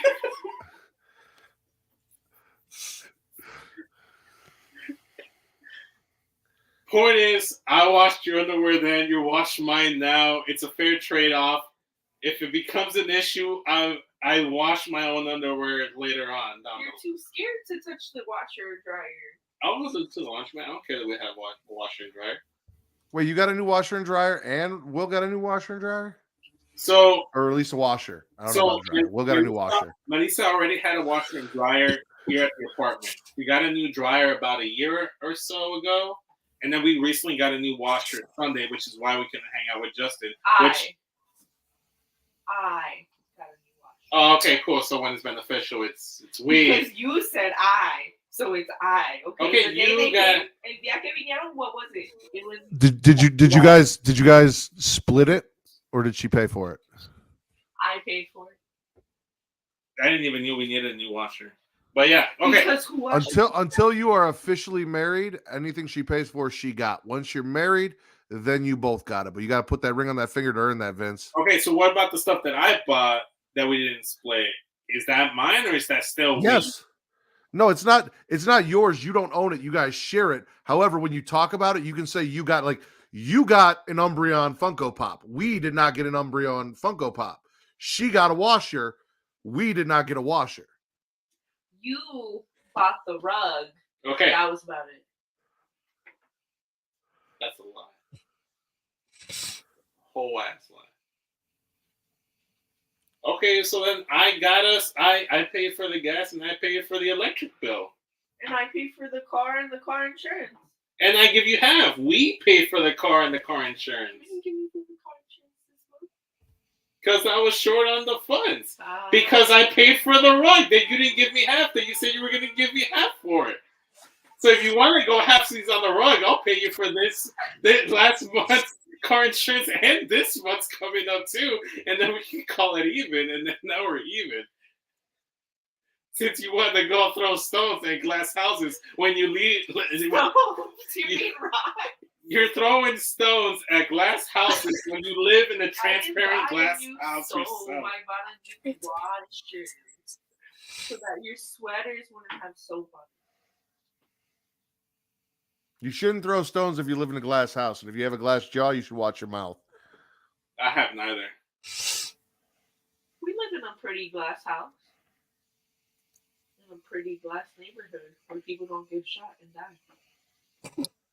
Sure. All you see is the white men running at 5 a.m. and Yeah. scare the bejeebies out of me. How does that happen? There's people running at 5 a.m. You just said you went to a white neighborhood. Of course you're going to see fucking people running 5 in the The only morning. people running in your neighborhood were killers. You don't know their life. Why are you judging? You're right, robbers. We don't know that for a Thieves. fact. You don't know that. Maybe they were running to catch a bus because they can't afford a car. That was me for a few months back in last year. You're so funny. You never ran. I ran for the bus. To be fair, just Right. I understand. I do understand the sentiment about it being a white neighborhood, but like as a white person, you will never catch me running, let alone at 5 a.m. So it's not all of us. Not your kind of white people. Yeah. However, apparently TikTok makes me look like a drug dealer. So Yeah. well, Yes. According to Yes. Melissa, she makes a comment as she's scrolling through my TikTok feed, and she's like, "What filter is Matt using? They make him look like a drug dealer." And I'm like, "He's not." that's just how Matt looks. That's just Matt. He wears a T-shirt, has a goatee beard combo, bald head with a chain. It's not my Two chains. fault. Gangster on TikTok. 2 chains. Two chains. chains. He's not the LL Bean looking white man at 5 a.m. running that I'm used to. No. So Honestly, it's if not- you live in that kind of neighborhood and you saw me running at 5 a.m, you'd be scared as shit. So I would be scared. I would be scared. you get scared of the cats. Yes. Exactly. You telling me when you saw those white men running the other day, you didn't lock the car door No. at 5 in the morning? No. That's the first thing I did. why the fuck are you up? Never mind. You guys have Because we work early. Yeah. That's why we're up at 5 in the Yeah. morning. We're leaving for work. yeah. Fuck that shit. It's the only way I see Vicente. I had to match his schedule. Yeah, because my schedule changed when I stopped doing Croatia conversation. Because I had to be at work at 6, so that she started matching my schedule so we can hang out in the evening. Or you got tired of spending so much time with me that you had your schedule changed so that you could get a break from me. Yeah, never mind that I got a better schedule for myself, and I have more free time in the afternoon to do more stuff. Now, it was all to get away from that. Well, it sounds like you changed your schedule and now you have less time to spend with Melissa. So you got what is this better stuff that you're doing in the afternoons that don't involve me or Melissa? Well, it didn't involve Melissa before because she was working in the evenings. No, actually, no, you've been working in the mornings. I've been working in the mornings for the longest time. So you didn't change your schedule. My schedule changed, and they just so happened to coincide with yours. So did I make you change your schedule to match mine? Who knows? Maybe. You didn't, because I wanted to work mornings and stop working in the afternoons. Who really pushed it? Who really convinced? Who planted that seed in that little head? You didn't plan anything. I've never seen you plan a thing. Who's planting this money? Because it ain't you. Planting, not planning. Planting. Because he is no brilliant here. He said, I've never seen you plant a thing. I planted this marriage. No, that was me. You didn't want this relationship. I goaded you into it. Now you're stuck here. That's not something I'd be yelling on the internet. You didn't want to be with me. I tricked you. Like, no, let's not say that, Vince. Don't No, tell people not tricked her. I just said, hey, I want a relationship. You're just like Leonard. How? Because you nag. I mean, you are the Leonard to her Penny. Yeah, that's fair. I'll take that. Who's the one with the collection behind them of figurines? You knew what you were getting into when you walked into my apartment. I didn't know this. You didn't have an apartment when I met you. So here, let's do this. You're Leonard. She's Penny. Okay. I'm clearly Wallowitz, which would make Kate Bernie. Katie, do you want to be our Raj? Who's Sheldon? Sure. Who's Sheldon?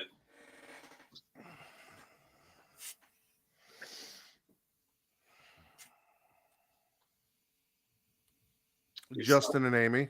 Or Justin would be Sheldon and Shar would be Amy. They are might lovable. have the healthiest relationship. Yeah. I don't understand half the shit Justin says. Say what? I don't understand half the shit Justin says.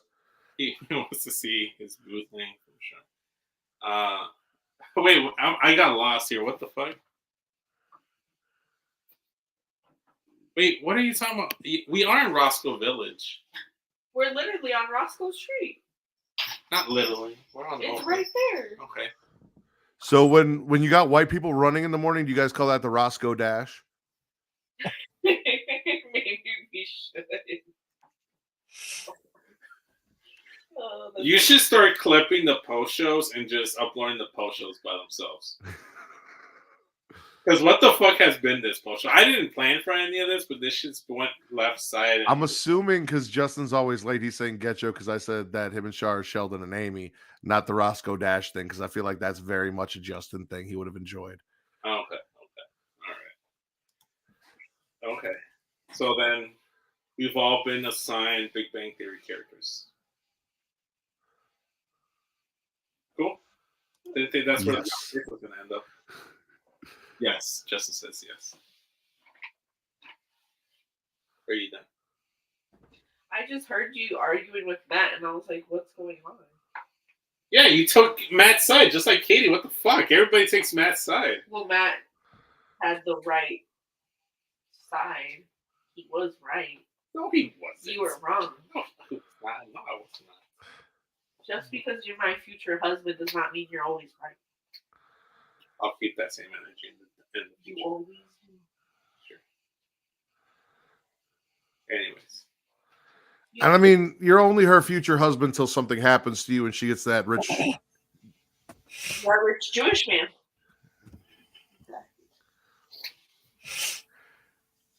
And listen, Vince, the best part about this is she's already planning on not getting tattoos so that they can be buried together. So you don't have to worry about having to share the cemetery with them. You won't have to share her with him in death, which is nice of her. Like, that's dope of her to not subject you to that. I'll just keep you on the mantle. What? I'll keep you on the mantle. What mantle? She's cremating your ass, bro. In the new mansion that she's living in with the rich Jewish dude. I am not getting cremated. Once you're dead, you're dead. What's I'm gonna put Justin in charge of all my future endeavors after I kick the bucket. Because I don't think You and Justin are the same age. You're gonna kick the bucket together. Jesus. Why are you coming for Justin's demise? Not for him. Just out here catching strays. That's crazy. It's because he's in the chat, honestly. If he wasn't in the chat, I don't think he would have caught anything. It's not for I mean, you. to be fair, For Chente. I did advocate that should something happen to Melissa, that you and Justin become a heterosexual couple. So, heterosexual life mates. Or Will. Who says? I know. How would you know? You don't have. Oh, you could, How would Vince, you know? Vince, How would you know? Vince, you couldn't be with Will. Say what? You couldn't be with Will. I'm not trying to be with Will. You're too monogamous for Will. That's cool. I'm not trying to be with Will. I have a mutual appreciation of Will. He and I. It might be constant flirting back and forth, but I'm not trying to get Will permanently tied I'm just down. saying, if you're trying to get your own Jewish man, if Melissa goes, it can't be Will, because this whole like, if you die, I won't ever be with any. Will absolute guarantee. Should something happen to you and you were Will, like a week later, would be out with someone new dating. Oh, I firmly believe that. Firmly. I mean, Will might bring me to your funeral. Why are we talking about my demise now? Because I'm ready for that one. What? What? She's What? plotting. You got to respect a woman that plans ahead. I already have his life insurance policy ready to go. It's a smart woman right there. That's not a red flag to anyone, right? She's No. getting ready to marry me. She's got my life insurance policy ready to go, planning my demise already, fantasizing about a Jewish rich man after I'm gone, and then she's gonna To be fair, though, you did say that you pushed her into this relationship. She didn't want a relationship. I'm like, hey, I want a relationship. If you don't want a relationship, I understand that. But And now she set aside future plans and safeguards for said relationship that she agreed to, and now she's the one with the red flags. listen, you're not Sheldon in this. We've already established that was Justin. You can't do a relationship agreement. It's too late. But it's just you're so much older. I have to be ready in case you kick the bucket tomorrow. I'm not going to. I have a clean bill of health. We don't know that. You haven't gone to the doctor. Yeah. Well, from what I hear, where you choose to do laundry isn't very safe, so you never know. She just thinks everything is ghetto. Like so I was in Belmont Craig. She thinks it's very dangerous in Belmont Cragen. She thinks listen. It wasn't Belmont. Because hey, that's Belmont Cragen. Once you get to sister, and Belmont Cragen are different places. Katie, it's Niles and remember when I took you? You remember when I took you to the ghetto? Yeah. Yeah. No, Melissa, I can take you to the ghetto. That was the ghetto. You take me to the ghetto when we go see your family, but you're too afraid to go do laundry right around the corner from my house where we live. But that's the South Side. Everyone knows that's the ghetto. And you willingly go to the ghetto, but I have to get live there. I didn't choose to live there. They chose to live there. I'm not choosing anything. Oh, so she goes there regularly. She already knows where I'm going to take her. She's cool. No, I took Katie and Jizzy through there, and even Jizzy was like, "Oh yeah, yeah." Jizzy said, "Lock your doors." So you took him to the ghetto to get to the pizza spot. Well, the pizza spot was in Homewood, which is in the south suburbs. So we'd go from the city through the south side, through Harvey, which is where I was born, and all of that to get to Homewood. Raise your hand if you have a question for me. Matt, Yes. where was this pizza place? What was it called? It's called Aurelio's. It's in Homewood. Aurelio's. It is the South Side. Yep. It's very delicious. That's where I grew up, which is probably why I look like a drug dealer. Yes, you're one of the few Italians I see. Italian Polish people. That He's a true Chicago Italian. I mean, like other people. That Southside Italian is a real thing. Wait, what? Southside Italian is a thing. Yeah, it is. yeah. You're a true Chicago Italian, man. That moved to the northwest suburbs. Yeah. To get away from the ghetto. All right, we've been. I don't even know if Justin's here anymore. Just, if you are here, everything I said, I absolutely love you. You are not Sheldon, because Shar is not Sheldon Amy. is the Shar is main way too cool to be character, Amy. He is the main character. That is true. So Justin is the main character of our lives. Is what we're saying. I'm still. And I will see. We will see you for Resident Evil. I know you're still here. We love you. Have a good night. I gotta wake up and do another podcast in like 6 hours. Ew. We have to get up in like 6 hours to go to church.